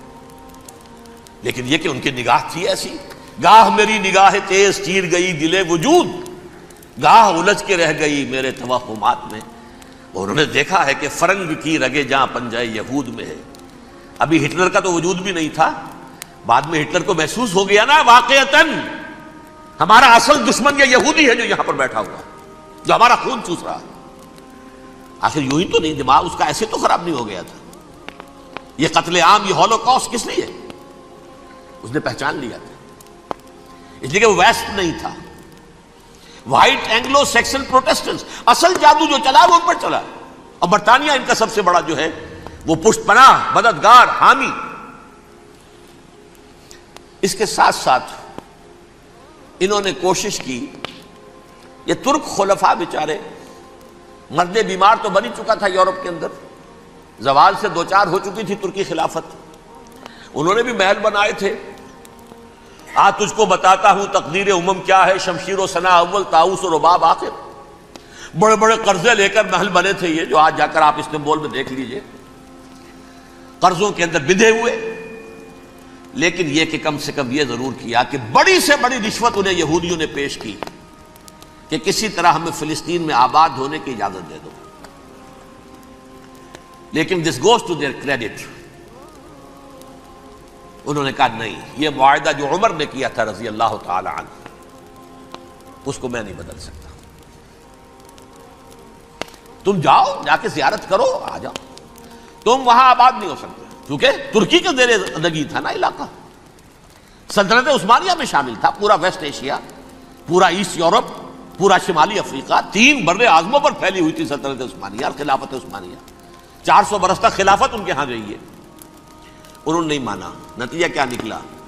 انہوں نے اس خلافت کے نظام کو ختم کرنے کے لیے سازش شروع کی۔ اس سازش کا نتیجہ تھا، اس کو دیکھ کر بھانپ کر ہندوستان میں تحریک خلافت چلی ہے۔ بولی اماں محمد علی کی جان بیٹا خلافت پر دے دو، ساتھ ہوں تیرے شوکت علی بھی جان بیٹا خلافت پر دے دو، تحریک چلی۔ ابھی ختم نہیں ہوئی تھی خلافت، لیکن نظر آ گیا تھا۔ بڑا پیارا واقعہ ایک صاحب نے سنایا ہے کہ جب شیخ الہند جو ہیں اسیر تھے مالٹا میں، یہ 1915 سے 1920 تک رہے، تو وہاں جو تھا مالٹا کا جو کیمپ تھا جس میں کہ یہ اسیر تھے، اس کا کمانڈانٹ جو تھا انگریز، انہوں نے دیکھ لیا تھا یہ بہت فرشتہ خصلت انسان ہے، نورانی شکل ہے، تو وہ اچھا میل ملاپ تھا۔ ایک روز کہا حضرت شیخ الہند نے کہ آپ لوگ ہماری خلافت کے پیچھے کیوں پڑے ہوئے ہیں؟ وہ تو ایک مردہ شے ہے، اس میں کوئی جان تو ہے نہیں، کوئی طاقت نہیں ہے، پھر بھی آپ ہماری ایک نشانی ہے، اسے کیوں آپ جو ہے برباد کرنے پر تلے ہوئے؟ اس نے کہا اتنے بھولے نہ بنیے حضرت، ہمیں معلوم ہے اس نیم مردہ خلافت میں بھی طاقت اتنی ہے کہ اگر جہاد کا فتویٰ اس نے دے دیا تو انڈونیشیا سے موریتانیہ تک مسلمان کفن سر سے باندھ کے نکل آئے گا، یہ ہمیں معلوم ہے، لہذا ہم نے ختم کرنا ہی کرنا۔ اور ختم کس سے کرایا؟ ایک فری میسن مصطفیٰ کمال پاشا، چاک کر دی ترک ناداں نے خلافت کی قبا، سادگی اپنوں کی دیکھ اوروں کی عیاری بھی دیکھ۔ عیاری کس کی تھی؟ یہود کی، اور ان کے اعلی کار برطانیہ۔ ابھی خلافت ختم بھی نہیں ہوئی تھی، برطانیہ کے ذریعے سے 1917 میں بالفور ڈکلیریشن کے ذریعے سے حق حاصل کر لیا کہ ہاں جا کر یہ آباد بھی ہو سکتے ہیں، چونکہ دوسری جنگ عظیم میں سلطنت عثمانیہ ختم ہو گئی تھی، خلافت نام کی تھی، سلطنت تو ختم ہو گئی، ترکی رہ گیا تھا صرف، اور جنرل ایلنبی کی فوجیں داخل ہو چکی تھی یروشلم میں، یروشلم پر قبضہ برطانیہ کا ہو چکا تھا، اور قبضہ دلوانے والے برطانیہ کو ہمارے ہندوستان کے مسلمان فوجی بھی تھے، اربوں نے بغاوت کی ترکوں کے خلاف، اور انگریزوں کی فوج میں ہمارے ہندوستان کے مسلمان سپاہی بھی تھے۔ بہرحال اب چونکہ ان کے پاس آ گیا، برطانیہ نے اعلان کر دیا، بالفور ان کا وزیر خارجہ، Jews have a right to settle in Palestine, وہ جائیں آباد ہو سکتے ہیں۔ یہ 1917 کا اعلان ہے۔ اس کے بعد جو کچھ انہوں نے طریقے برتے ہیں، اس میں دھن دھوس دھاندلی دھوکہ ہر چیز، مثلا دھن گئے جناب یہ آپ مکان بیچیں گے، اچھا جی لے لیجیے، آپ کیا مانگتے ہیں؟ 10 لاکھ، میں 11 لاکھ دیتا ہوں، لیکن کل ہی نکل جائیں۔ پیسے کی کمی تھی نہیں، پورا یورپ کا سرمایہ ان کے پاس، بینکرز کے پاس، زائنسٹ موومنٹ اصل میں بینکرز کی موومنٹ تھی۔ 1897 میں جمع ہو کر انہوں نے جو پروٹوکول بنائے تھے وہ کون تھے؟ سب کے سب بینکرز تھے، دولت کی کمی نہیں تھی۔ تم 10 کی بجائے 11 لوگ نکل جاؤ۔ یہ کھیت بیچتے ہو کتنے کا؟ بھائی 12 کا، ہم 13 دیتے ہیں بھائی، جلدی سے نکل جاؤ۔ یہ بھی کیا، دھن کے ذریعے سے ڈسپلیس کیا، جہاں زور چلا نکال دیا۔ اور اس کے بعد پھر جب سن 48 میں اسرائیلی ریاست قائم ہو گئی، اب اسرائیلی جو ہے عدالتوں میں استغاثے دائر کرنے شروع، یہ فلاں مکان میرے پرانے پگڑ دادا سگڑ دادا کا تھا 2000 سال پہلے، اس کے اوپر یہ قبضہ کر کے بیٹھے ہوئے، یہ میرے پاس دستاویزات ہیں۔ اچھا ٹھیک ہے، آپ نکل جائیں، یہ مکان ان کا ہے۔ اس طریقے سے انہوں نے بے دخل کیا فلسطینیوں کو اور خود وہاں پر قدم جما کر مضبوطی سے بیٹھ گئے۔ یہ ہے کہ جو مغربی اقوام نے کیا ہے، اس میں سیکنڈ جو ہے رول پلے کیا ہے امریکہ نے۔ ویسٹ جو ہے اس کا نمبر 2 امریکہ تھا، اب نمبر 1 امریکہ ہے۔ اب برطانیہ کی کوئی حیثیت ہی اب نہیں ہے، لیکن سب سے بڑا وکیل جو ہے وہ وہی ہے اب بھی۔ لیکن ظاہر بات ہے کہ west white Anglo Saxon Protestants کا امام اس وقت جو ہے وہ برطانیہ، یو ایس اے۔ 1948 میں یہ قائم ہوا، اور یہاں پہ نوٹ کیجئے پاکستان 47 میں قائم ہوا ہے، اور تقریباً 9 مہینے ہیں درمیان میں، اگست 47 اور مئی یا جون 48۔ اس کا کیا مطلب ہے یہ میں بعد میں بتاؤں گا آپ کو۔ پہلی جنگ ہوئی 48 میں، عربوں نے بغاوت کی اور عرب جیت رہے تھے، اچانک پتہ نہیں کیوں عربوں نے جنگ بند کر دی۔ یہ بالکل یوں سمجھیے کہ پیرلل واقعات تھے۔ کشمیر میں ہم جیت رہے تھے، بھاگ کر نہرو پہنچ گیا یونائٹڈ نیشنز کے اندر، جنگ بند ہو گئی، ختم ہوا ایسے۔ کچھ اپنوں کی غلطی بھی تھی، کچھ قبائلیوں نے وہاں جا کر سری نگر ایئرپورٹ تک پہنچ گئے تھے، بجائے اس پر قبضہ مکمل کرنے کے لوٹ مار میں لگ گئے، اپنوں کی غلطی بھی تھی۔ لیکن اس کے باوجود پڑنا بھاری تھا، اور اگر سری نگر ایئرپورٹ پر قبضہ ہو گیا ہوتا تو سوال ہی پیدا نہیں ہوتا کہ بھارت جو ہے اپنی فوجیں اتار سکتا، زمینی راستہ تھا ہی نہیں۔ وہی وہاں ہوا ہے، بڑے ہی عجیب طریقے پر عرب جیت رہے تھے، اسرائیل جو ہے شکست کھا رہے تھے، عربوں نے صلح کر دی۔ کچھ مہینوں کے بعد عربوں نے دوبارہ جنگ کی۔ اتنے عرصے میں یہ اسرائیلی، یہ سب جو ہے جتنے دہشت گرد ہیں اسرائیلی، یہ اس دور کے لوگ ہیں، وہ چاہے منیچم بیگن تھا یا کوئی اور، یہ سب کے سب اس دور کے ٹیررسٹ۔ اب انہوں نے ڈٹ کر جو مقابلہ کیا، عربوں کو شکست دی بڑی سخت۔ سن 48 میں عربوں کو شکست ہو گئی۔ سن 67 میں روس کے سکھانے پڑھانے پر جمال عبد الناصر نے حملہ کیا، بلاکیڈ کر دیا ایلات کا، بندرگاہ کا۔ 6 دن کی جنگ کے اندر اسرائیلیوں نے روس سے پورا صحرائے سینا لے لیا، اسرائیل شام سے گولان ہائٹس لے لیے، اردن سے یہ پورا مغربی کنارہ جو یہ اردن کا حصہ تھا، اور مشرقی یروشلم اردن کے پاس تھا، اس پر بھی قبضہ کر لیا۔ 1967 کی جنگ کا نتیجہ کیا نکلا؟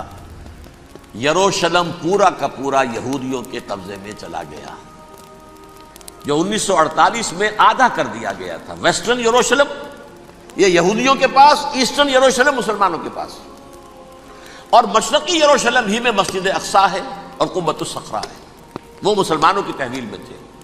اردن کا قبضہ مسلمانوں کی تحویل، لیکن اب 67 میں پورا یروشلم ان کے قبضے میں آ گیا۔ پھر بہرحال مصر نے ایک کوشش کی بدلہ لینے کی سن 73 کی جنگ میں، اور اس میں کوئی شک نہیں بڑی شجاعت کا مظاہرہ کیا۔ رمضان وار آف 1973، بارلیو لائن کراس کر لی، جسے وہ سمجھتے تھے کہ کوئی طاقت دنیا کی ہمارے اس دفاعی جو ہے لائن اس کو کراس کر نہیں سکتی۔ لیکن پھر جب امریکہ اپنی پوری طاقت لے کر میدان میں آ گیا ہے تو ظاہر بات ہے کہ مصر کی حیثیت امریکہ کے مقابلے میں کچھ نہیں تھی۔ یہ ہے میں نے جو مختصر سی تاریخ آپ کے سامنے رکھ دی ہے۔ اب جو اصل مسئلہ ہے سمجھیے، سین کیا ہے، منظر کیا ہے۔ یہ پہلو وہ ہیں بہت سے کہ جو شاید بہت سے حضرات کی نگاہوں میں نہ ہوں، باقی تو یہ تاریخ کے واقعات ہیں، اکثر لوگوں کے علم میں ہو گئے۔ یہودیوں میں بھی ایک بڑی شدید اندرونی کشاکش ہے، جیسے ہم مسلمانوں میں کچھ مسلمان وہ ہیں جو نماز روزے کی پابندی کرتے ہیں، دین سے انہیں تعلق ہے، کچھ وہ ہیں جو نہ نماز نہ روزہ نہ کچھ، نام تو ان کے ہیں، محمد حسین ہے، غلام علی ہیں تو صحیح، سیکولر ذہن ہے، ہے کہ نہیں؟ ایسا ہی ان کے ہاں بھی ہے۔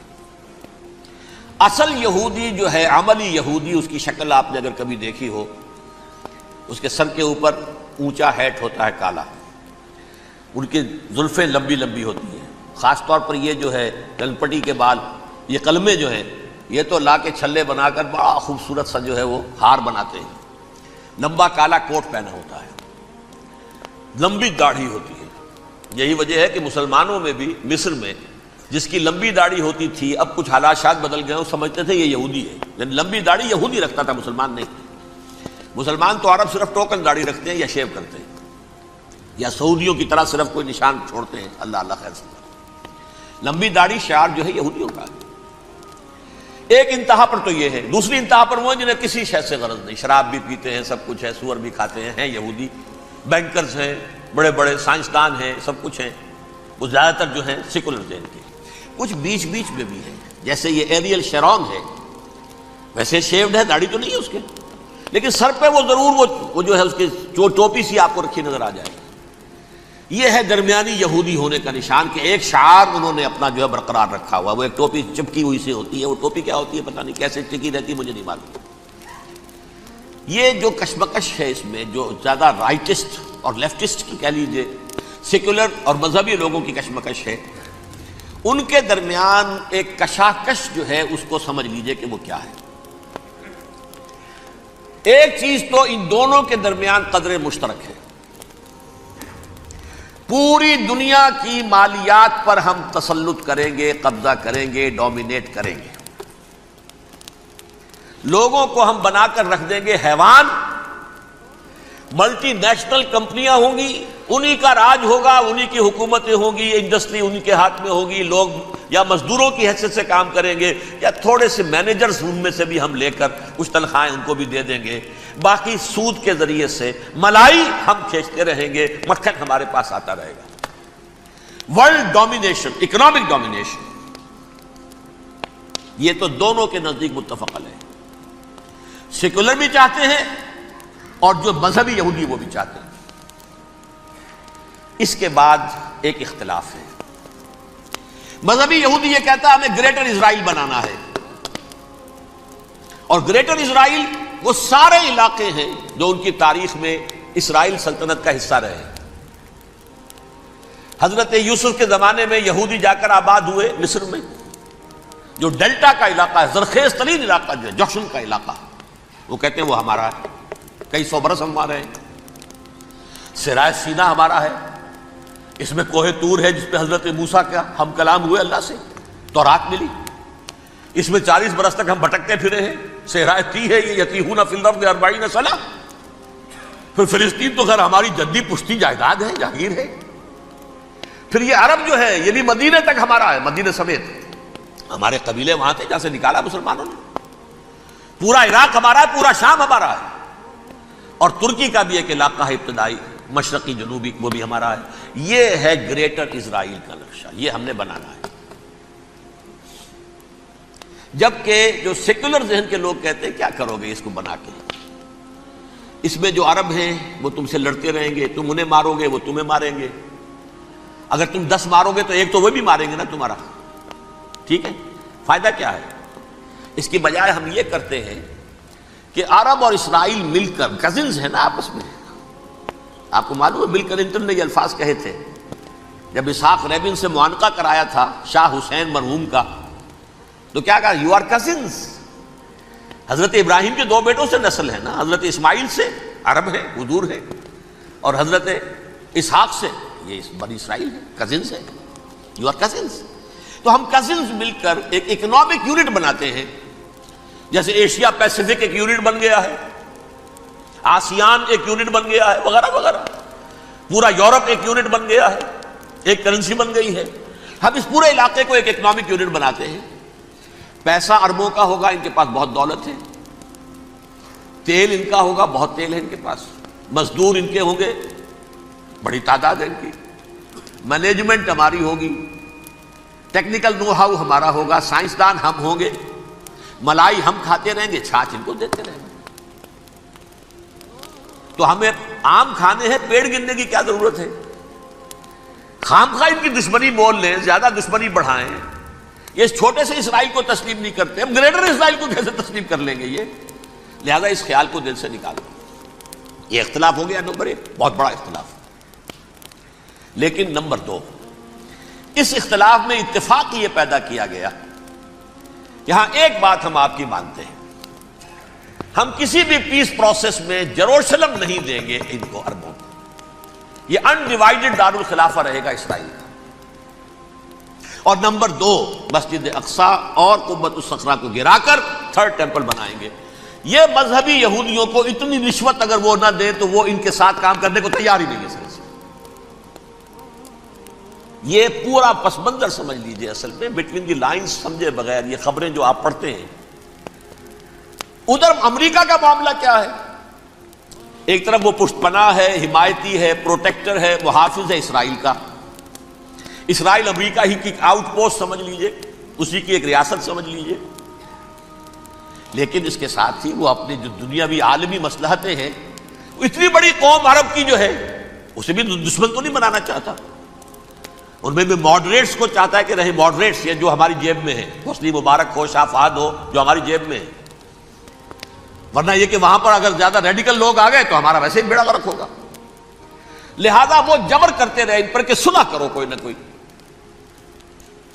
یہ صلح کے لیے دباؤ امریکہ کا ہے، اسرائیل نہیں چاہتا صلح، دباؤ ہے امریکہ کا. اب میں آپ کو یاد دلاتا ہوں، خلیج کی جنگ ختم ہوئی. بش، یہ باپ اس کا جو اب ہے بش، اس کا بڑا بش جو سینئر، اس کی پاپولیرٹی ریشو جو ہے 89% تھی اس وقت امریکہ کے اندر. اس نے اتنی بڑی جنگ فتح کی تھی اور چند امریکی مرے صرف.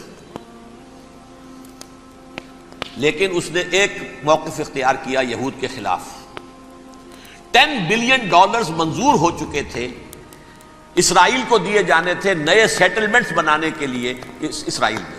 اس نے کہا یہ رقم میں ایشو نہیں کروں گا جب تک پیس پروسیس شروع نہیں کرتے. یہ دباؤ تھا جس کے آگے گھٹنے ٹیکنے پڑے $10 بلین کے لیے. لیکن اس کا بدلہ یہ چکایا کہ الیکشن میں ہرا دیا اسے. حالانکہ وہ ہیرو، فاتح، خلیج کی جنگ کا فاتح، 89% ریٹنگ، الیکشن میں 0. دباؤ تھا. اسی طرح بل کلنٹن کا دباؤ رہا، کسی طرح صلح کرو، کسی طرح صلح کرو، کسی طرح صلح کرو. اور اس معاملے میں میں یہ تسلیم کرتا ہوں، اس معاملے میں اس نے واقعتاً ایڑی چوٹی کا دور لگایا. اور یہ بھی تسلیم کرتا ہوں کہ اس کے دباؤ میں آ کر ایہود باراک جہاں تک چلا گیا تھا اب کوئی نہیں جا سکتا. وہ آفر نہیں دے مل سکتی اب دوبارہ فلسطینیوں کو. یہ بھی میں بھول گیا آپ کو بتانا.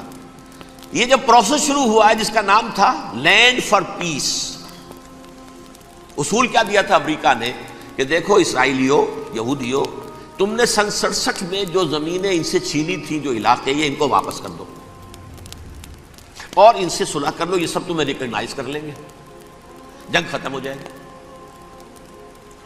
صحرائے سینا دے دو، مصر تم سے صلح کر لے گا. وہ ہو گیا، انور سادات نے صلح کر لی، ریکگنائز کر لیا، صحرائے سینا واپس آ گیا. عربوں نے اسے اپنی فولڈ سے نکال دیا، عرب لیگ سے نکال دیا. شام بھی تیار رہا ہے لیکن پورا گولان ہائٹ مانگتا ہے. وہ ابھی جو پچھلے دنوں کلنٹن کے آخری دور میں گفتگو ہوئی تھی، اس نے کہا جتنا تم نے ہم سے علاقہ چھینا تھا سارا واپس کرو تو ہم کر لیں گے ریکگنائز. اس میں سے کچھ ایسا اسٹریٹجک امپورٹنس کا علاقہ ہے وہ یہودی کسی طور پر دینے کو تیار نہیں، لہذا صلح نہیں ہو سکی. شرق اردن سے جو علاقہ لیا تھا وہ ٹھیک ہے، وہ رکھو، اس کے اندر فلسطینی ریاست بنا دو. یہ علاقہ جو ہے فلسطینیوں کی میجورٹی ہے اس میں، تو اس کو فلسطینی ریاست بنا لو. ایک ریاست ودن ریاست ہو جائے گی، اسرائیل ریاست، فلسطینی ریاست. یہ ہیں 3 مین پوائنٹس. چوتھی بات پہ آ کر روک دیتے تھے کہ یہ پھر بعد میں سوچیں گے یروشلم کا مستقبل کیا ہوگا، یہ موسٹ سینسٹیو ایشو جو ہے یہ بعد میں سوچیں گے. اب جب یہ پیس ٹاک شروع ہوئے تو یاد ہے اسحاق ریبین تھا، اسے کس نے قتل کیا؟ یہودی نوجوان نے. یہ تم کیسے دے رہے ہو زمینیں؟ ہمیں تو اور لینی ہے. تم نے صحرائے سینا واپس کر دیا، ہمیں تو جشن کا پورا علاقہ لینا، مصر کا سارا فرٹائل ایریا جو ہے وہ لینا ہے اس سے. تم گولان ہائٹس دے رہے ہمیں پورا شام لینا ہے. لہذا تم کیسے کر رہے ہو؟ لینڈ فار پیس، پیس اور نو پیس، نو لینڈ. زمین ہم واپس نہیں کریں گے، ہمیں تو اور لینی ہے. کس نے قتل کیا؟ یہودی نے. فلسطینی نے تو قتل نہیں کیا.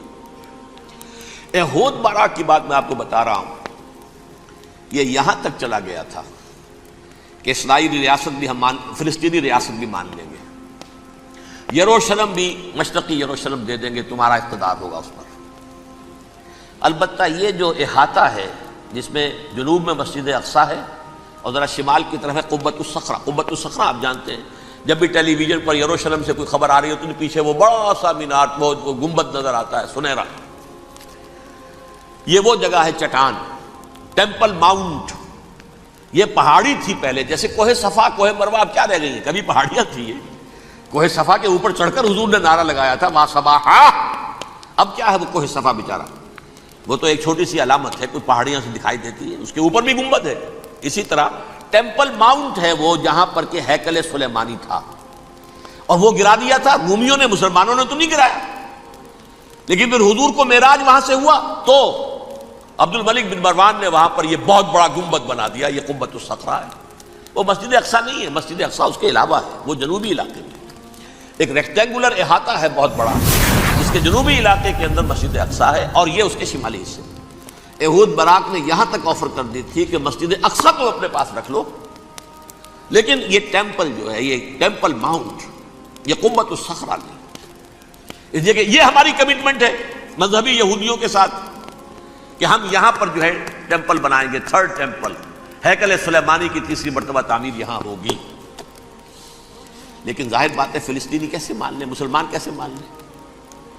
یہ ہے وہ چیز کہ جس کی وجہ سے وہ سارا معاملہ ناکام ہوا۔ ویسے مجھے یقین ہے کہ اگر فلسطینی مان بھی لیتے تبھی یہودی جو ہیں جس طریقے سے اسحاق ربیون کو اس نے قتل کر دیا تھا، تو یہ اس کو بھی، احود براق کو بھی قتل کر دیتے، اور وہ کسی صورت تسلیم نہ کرتے کہ یہ یروشلم جو ہے یہ ان ڈیوائیڈڈ سٹی نہ رہے، بلکہ ڈویژن ہو جائے اس کی، اور صرف مغربی حصہ ہمارے پاس رہ جائے اور مشرقی جو ہے عربوں کے پاس، کبھی تسلیم نہیں کرتے، مر جائیں گے۔ اب دیکھیں اس وقت شکل کیا ہے۔ میرا اندازہ یہ ہے کہ اب جو مذہبی یہودی ہیں ان کے صبر کا پیمانہ لبریز ہو گیا ہے،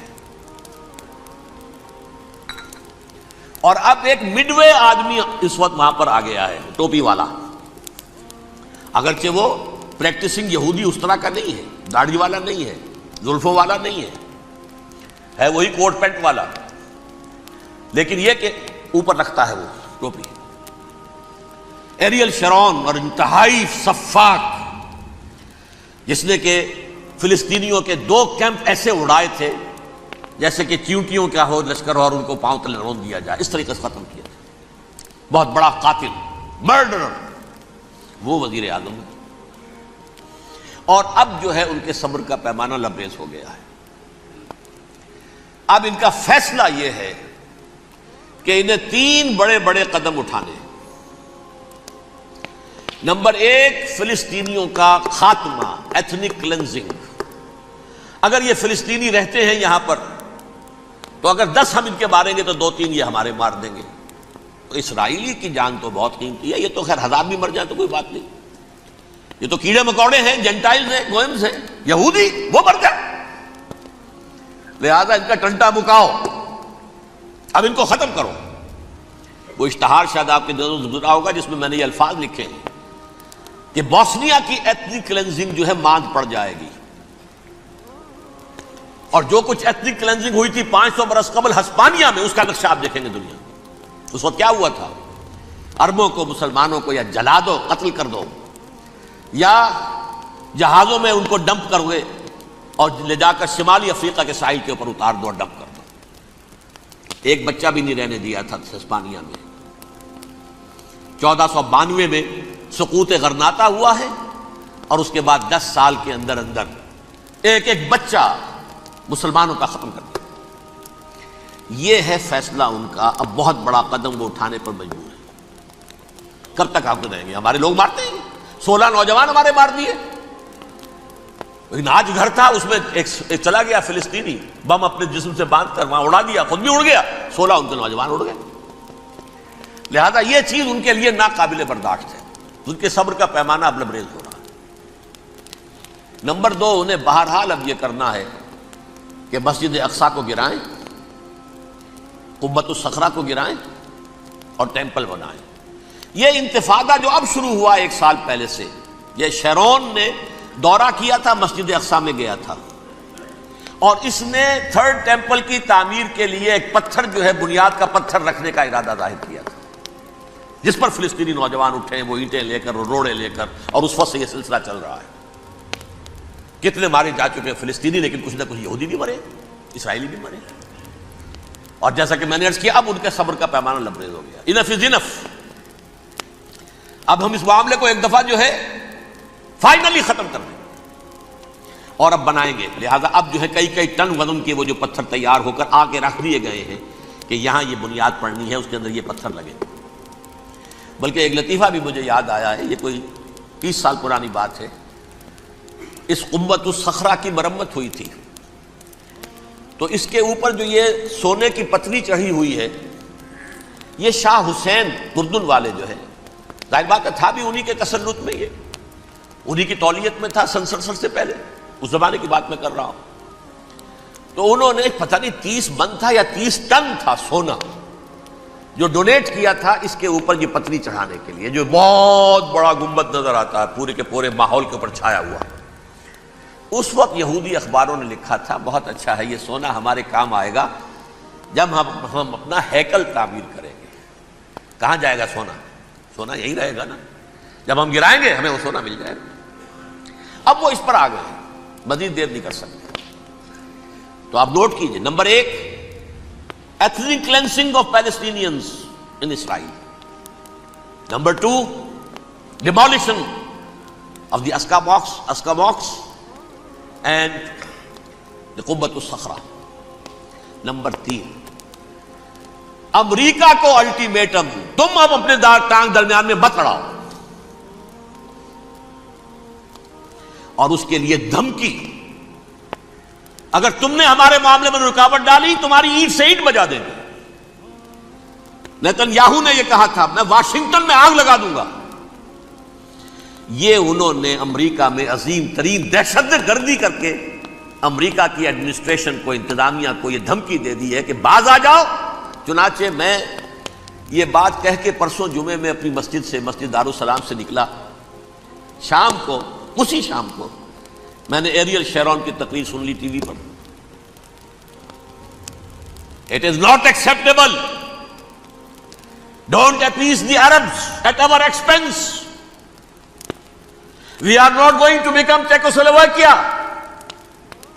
We have to depend on ourselves only and rely on ourselves only. کیا مطلب ہے اس کا؟ کس کو سنا رہا ہے؟ امریکہ بہادر، ہم تمہارے محتاج نہیں ہیں، ہم تمہارے ٹکڑے اڑا دیں گے، تیسرے کر دیں گے تمہارے، تم بیچ میں آؤ تو صحیح، ہم اور دیکھ لو ایک نشانی ہم تمہیں دکھا دیتے ہیں۔ مجھے 100% یقین ہے یہ پورا ہسٹوریکل پروسیس، اور جس جگہ یہ پہنچ گیا ہے، جس کریٹیکل پوائنٹ تک یہ پہنچ چکا ہے، یہ جو بھی حملہ ہوا ہے ورلڈ ٹریڈ سینٹر پر اور پینٹاگون پر، یہ اسرائیل کا کام ہے۔ اسرائیل سے کم تر کسی ادارے کے لیے ممکن ہی نہیں، اس لیے کہ اسرائیل کے ایجنٹ امریکہ کے پورے نظام کے اندر جو ہے گھسے ہوئے موجود ہیں، ہر جگہ موجود ہیں۔ جیسے سرطان کا پھوڑا ہوتا ہے پورے جسم میں، وہ اپنی جڑیں جما لیتا ہے، ایسا ہے پوری ایڈمنسٹریشن، پوری اکانومی، تمام ذرائع ابلاغ، پرنٹڈ میٹر ہو یا یہ کہ الیکٹرانک میڈیا، سب ان کے قبضے میں، ڈیفنس کا سارا معاملہ ان کے قبضے میں ہے۔ کوئی اور طاقت یہ کر ہی نہیں سکتی۔ امریکہ، اس کے سیکیورٹی کے معاملات تہ در تہ، دائرہ اندر دائرہ، اس دائرے تک 100 میل تک کوئی جہاز آ جائے گا اگر کہیں جو کہ ان آئیڈینٹیفائی ہو تو یہ ہو جائے گا، اس سے آگے آگے تو یہ ہو جائے گا، اس سے آگے، اور وہ آ رہا ہے، چلا آ رہا ہے، پینٹاگون پر آ گیا ہے، اور 1 گھنٹے بعد آیا ہے۔ پہلی سٹرائک جو ہوئی ہے ورلڈ ٹریڈ سینٹر، اس کے 1 گھنٹے کے بعد پینٹاگون پر آ گیا۔ پینٹاگون وہ تو یوں سمجھیے ان کی مملکت کا حساس ترین دفاع کا مرکز، اور اس کا 1/3 حصہ جلا کے راکھ کر دیا انہوں نے یہ دھمکی دی ہے۔ لیکن اس سے ان کے پیش نظر مقاصد کیا تھے؟ 3۔ اس دہشت گردی کے 3 مقاصد۔ فوراً اس کا رخ موڑ دینا اسامہ اور اس کی القاعدہ کی طرف۔ امریکہ غصے میں لال بھبوکا ہو کر فوراً اقدام کرے اور ایک طرف تو اسامہ اور ان کے ساتھ طالبان کا ٹنٹا مقابل، اور دوسری طرف چونکہ پاکستان الائی ہے اور پاکستان کے عوام جو ہیں وہ طالبان کے ہمدرد ہیں، وہ اگر اٹھے تو ان کا بھی بیڑا غرق ہے۔ ایک تیر سے دو شکار تو ادھر ہو جائیں، جو مستقبل میں انہیں خطرہ ہے۔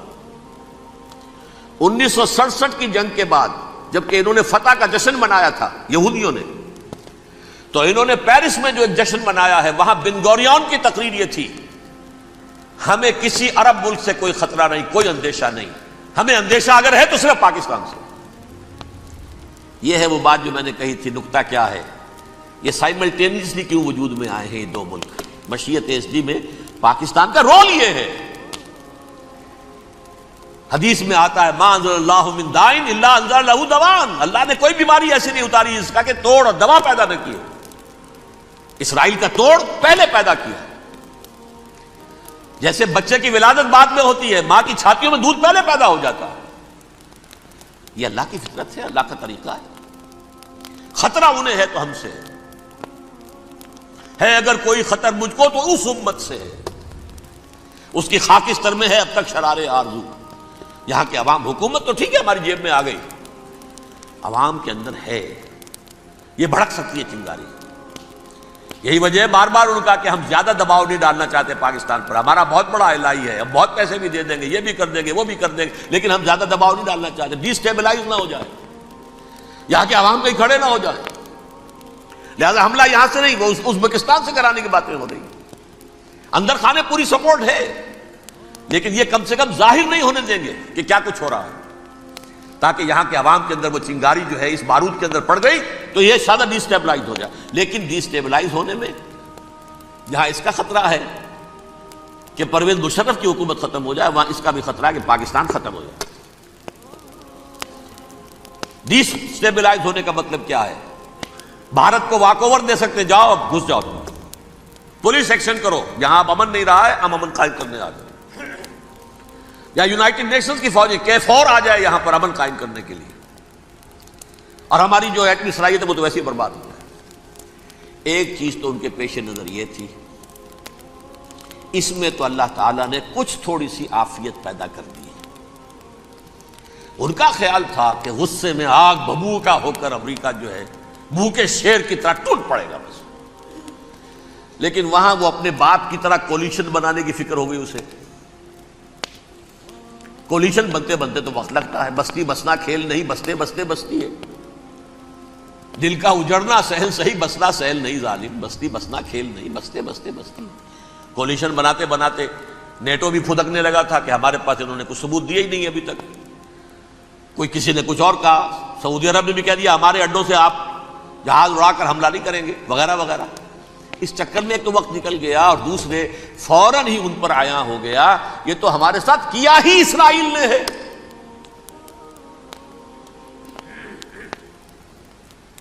لیکن یہ بات لیک نہیں کرنا چاہتے۔ میں نے خود سنا اور بھی بہت لوگوں سے کہا کہ یہ باقاعدہ اسٹیٹ ڈپارٹمنٹ کی طرف سے ٹی وی پر، CNN پر، BBC پر یہ اعلان آیا کہ یہ جو انویسٹیگیشنز ہو رہی ہیں اس حادثے کی تحقیقات کی، اس کی معلومات لیک کیوں ہو رہی ہیں؟ لیک نہیں ہونی چاہیے۔ کیوں؟ اسامہ کے خلاف اگر کوئی ثبوت ہے، لیک ہو جائے 1000 مرتبہ، کسی کو کوئی نقصان ہے؟ یہ کون سا تھا، کون سا لیکیج ہے جسے روکنا مقصود ہے؟ وہ تو ہمارا متمنا ہے، ہمارا بیٹا ہے، وہ کر رہا ہے، اس گھر کو آگ لگ گئی گھر کے چراغ سے۔ But they have given a message to the United States of America، ہمارے راستے میں اب مت آنا، ہم پر دباؤ نہ ڈالنا، don't appease the Arabs at our expense. یہ الفاظ ہیں شیرون کے، ان کی خوشامد، ان کو خوش کرنا، ان کو پسند کرنا، ان کو راضی کرنا ہماری کوشش پر۔ جیسے سلوواکیہ کے اوپر قبضہ جو ہے جرمنی کا ہٹلر کا تسلیم کر کے تم نے اس کو بڑھاوا دے دیا تھا اس وقت، ایسے ہی تم چاہتے ہو ہمیں بھی سلوواکیہ بنا دینا، ہم نہیں بنیں گے۔ یہ ہے اصل میں صورتحال۔ جیسا کہ میں نے عرض کیا، افغانستان پر اب یہ جیسے کھسیانی بلی ہوتی ہے، کھمبا نوشتی کریں گے تو صحیح حملہ، یہ جگہ اتنی تیاری پوری دنیا کے اندر کر کے کچھ نہ کچھ تو کریں گے، کچھ نہ کچھ تو کارکردگی دکھائیں گے۔ اصل میں وہ زور شور اب ان میں نہیں ہے افغانستان کے بارے میں، بلکہ تاریخ میں ایک مرتبہ پھر وہی بات ہو گئی ہے کلما اوقدوا نارا للحرب اطفاها اللہ، اللہ تعالیٰ نے کم سے کم اس کی تندی کو کم کر دیا، اس آگ کی بھڑک اور تندی جو ہے وہ انشاءاللہ کم ہو جائے۔ البتہ افغانستان میں کیا ہوگا یہ میں نہیں کہہ سکتا۔ ان ادری قریب ام بعید ما توعدون، جیسے کہ قرآن مجید میں حضور سے کہلوایا گیا، میں یہ نہیں جانتا جس چیز کا وعدہ تم سے کیا جا رہا ہے وہ قریب ہے یا دور ہے، میں نہیں جانتا۔ وَإِنْ أَدْرِي لَعَلَّهُ فِتْنَةٌ لَكُمْ وَمَتَاعٌ إِلَىٰ حِينٍ، میں نہیں جانتا، ہو سکتا ہے ابھی اللہ تعالیٰ تمہیں کوئی مہلت دے اور کچھ وقت کے لیے تمہاری رسی دراز کر دے اور ابھی عذاب کو ٹال دے۔ جب حضور سے یہ کہلوایا جا رہا ہے ان ادری، یہاں تک بھی کہلوا دیا گیا مَا أَدْرِي مَا يُفْعَلُ بِي وَمَا بِكُمْ، مجھے نہیں معلوم میرے ساتھ کیا کیا جائے گا، تمہارے ساتھ کیا کیا جائے گا۔ تو بہرحال کون دعوے سے کہہ سکتا ہے کہ یہ ہوگا؟ تباہی بھی آ سکتی ہے، کوئی بڑا سیٹ بیک بھی آ سکتا ہے، اپس اینڈ ڈاؤنز ہوتے ہیں۔ احیاء اسلام کا پروسیس چل رہا ہے، لیکن احیاء پروسیس میں حضور کے زمانے میں بھی غزوہ بدر میں ایک دفعہ گراف جو ہے چلا گیا تھا آسمان پر، تو غزوہ احد میں وہ بہت نیچے بھی تو آ گیا تھا، مسلمانوں کے حوصلے پست بھی ہو گئے تھے نا۔ وَلَا تَهِنُوا وَلَا تَحْزَنُوا وَأَنْتُمُ الْأَعْلَوْنَ إِن كُنتُم مُؤْمِنِينَ، یہ تشفی دینی پڑی تھی نا، گھبراؤ نہیں، ڈرو نہیں۔ إِن يَمْسَسْكُمْ قَرْحٌ فَقَدْ مَسَّ الْقَوْمَ قَرْحٌ مِثْلُهُ، اگر تمہیں کوئی چرکا لگا ہے تو تمہارے دشمنوں کو اس سے بڑا چرکا لگ چکا ایک سال پہلے، انہوں تو ہمت نہیں چھوڑی، ایک سال کے بعد دوبارہ ہو گئے حملہ آور تم پر، تم کیوں دل چھوڑتے ہو؟ تو کوئی سیٹ بیک آ سکتا، اور یہ بھی ہو سکتا ہے، اور اللہ کرے کہ ہو جائے، کوئی واقعہ فیل بھی پیدا ہو سکتا ہے دوبارہ۔ اللہ تعالیٰ چڑیوں کے ذریعے سے اور ان کی چونچوں اور ان کے پنجوں کی کنکریوں کے ذریعے سے ہاتھی والوں کو برباد کر سکتا ہے۔ الم تر کیف فعل ربک باصحاب الفیل الم یجعل کیدہم فی تضلیل وارسل علیہم طیرا ابابیل ترمیہم بحجارۃ من سجیل فجعلہم کعصف مأکول، کھایا ہوا بھوسا جگالی کر کے جب نکلتا ہے جیسے ہوتے ہیں، ایسا پورا لشکر کر دیا گیا۔ اللہ تعالیٰ کر سکتا ہے، کوئی اس کے لیے مشکل نہیں۔ هو علی کل شیء قدیر، اسے ہر شے کی قدرت حاصل ہے۔ لیکن اصل بات جو ہے میں آپ کو بتانا چاہتا ہوں، یہ ہے سائیڈ ایشو، اصل ایشو ہے فلسطین کا جو شروع ہونے والا ہے، بھٹی دہکے گی وہاں۔ ظاہر بات ہے کہ اگر کوئی بہت بڑا اقدام ہو جاتا ہے فلسطینیوں کے خلاف، اور اگر واقعتاً مسجد اقصیٰ اور قبۃ الصخرہ گرا دیے جاتے ہیں، جو طوفان اٹھے گا عالم عرب میں، یہ حسنی مبارک ہو یا شاہ خالد ہو یا کوئی اور ہو، یہ نہیں روک سکتے اس طوفان کو۔ نوجوان خون اٹھے گا، غیرت اور جو بھی حمیت ہے۔ مسلمان ان پڑھ سے ان پڑھ اور بالکل بے دین، وہ بھی مسجد کی حرمت پر کٹ مرنے کو تیار ہو جاتا ہے۔ مسجد تو بنا دی شب بھر میں، ایمان کی حرارت والوں نے، من اپنا پرانا پاپی ہے، برسوں میں نماز ہی بن نہ سکا۔ وہ چاہے کانپور کی مسجد تھی مسلمانوں نے جانے دی ہے، چاہے وہ شہید گنج کی مسجد تھی مسلمانوں نے جانے دی ہے، چاہے نماز نہ پڑھتے ہو، لیکن یہ جو حرمت اور یہ جو حمیت اور یہ غیرت ہے، اس سے جو طوفان اٹھے گا یہ ہوگا اس ملحمۃ العظمیٰ، اس کی طرف پیش رفت ہو رہی۔ کتاب الملاحم سے احادیث کے حوالے سے کہ جن جنگوں کا حوالہ دیا حضور نے، پیشن گوئی کی ہے، اس کا نقطہ آغاز تھا خلیج کی جنگ۔ صدام حسین نے اسے کہا تھا یہ مدر آف وارز ہے، ام المحارب، یہ ایک جنگ نہیں ہے۔ اس کا نقشہ بھی حدیث میں موجود ہے، پیشن گوئی موجود تھی، اس وقت بھی ہم نے شائع کی تھی۔ لیکن اس میں جو جنگ اب ہونے والی وہ الملحمۃ العظمیٰ۔ ملحمہ کسے کہتے ہیں؟ لحم گوشت کو کہتے ہیں، اور قصائی کی دکان کو عربی میں ملحم کہتے ہیں، جہاں گوشت کے ٹکڑے کیے جاتے ہیں۔ آج کل مشینوں سے ہوتے ہیں، اب جو ہے وہ ہاتھ سے چھریوں سے نہیں ہوتے، لیکن ٹکڑے ہو رہے ہوتے ہیں، جسموں کے چیتھڑے اڑ رہے ہوتے ہیں۔ ملحمہ، یہی لفظ استعمال کیا تھا حضرت سعد ابن عبادہ نے رضی اللہ تعالی عنہ یوم فتح بٹ کا۔ ان کے دل میں تھا کہ اب ہم انتقام لیں گے ان عربوں سے، ان قریش سے۔ الیوم یوم الملحمہ، الیوم یوم الملحمہ، یہ کہتے ہوئے جا رہے تھے، ایک خاص کیفیت۔ آج ہے گوشت کے ٹکڑے اڑانے کا دن۔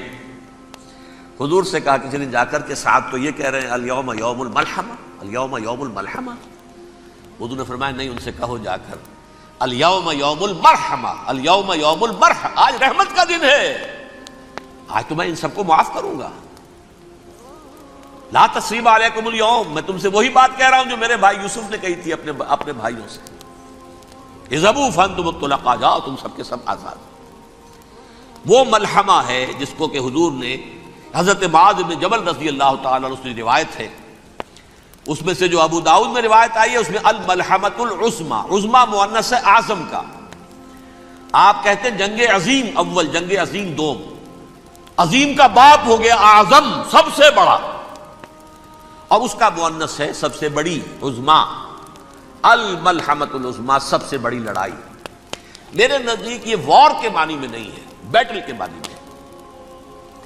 انگریزی میں یہ دو لفظ علیحدہ ہیں، وار، بیٹل۔ وار سالوں کو محیط ہوتی ہے، بیٹل کسی ایک خاص جگہ پر جو لڑائی ہوتی ہے اس کو کہتے ہیں۔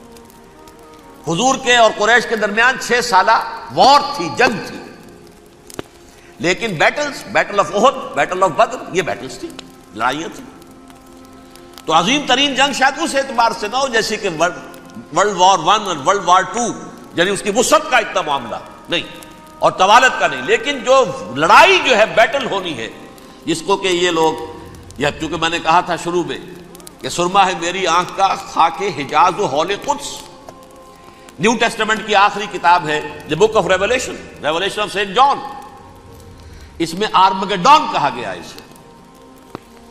ہر مجدون، یہ عبرانی لفظ ہے، ہر کہتے ہیں اونچی جگہ کو، سطح مرتفع، مجدون میگیڈو، میگیڈو ایک وادی ہے، مرتفع، وادی مرتفع، یہ ہے واقع لبنان، اسرائیل اور شام کے درمیان جو ٹکڑا، جو ٹرائنگل بنتی ہے، یہ ہے، یہاں پر بڑی جنگ لڑی جائے گی، اور یہ جنگ جنگ صلیب ہوگی جو کہا ہے بش نے، جنگ صلیب۔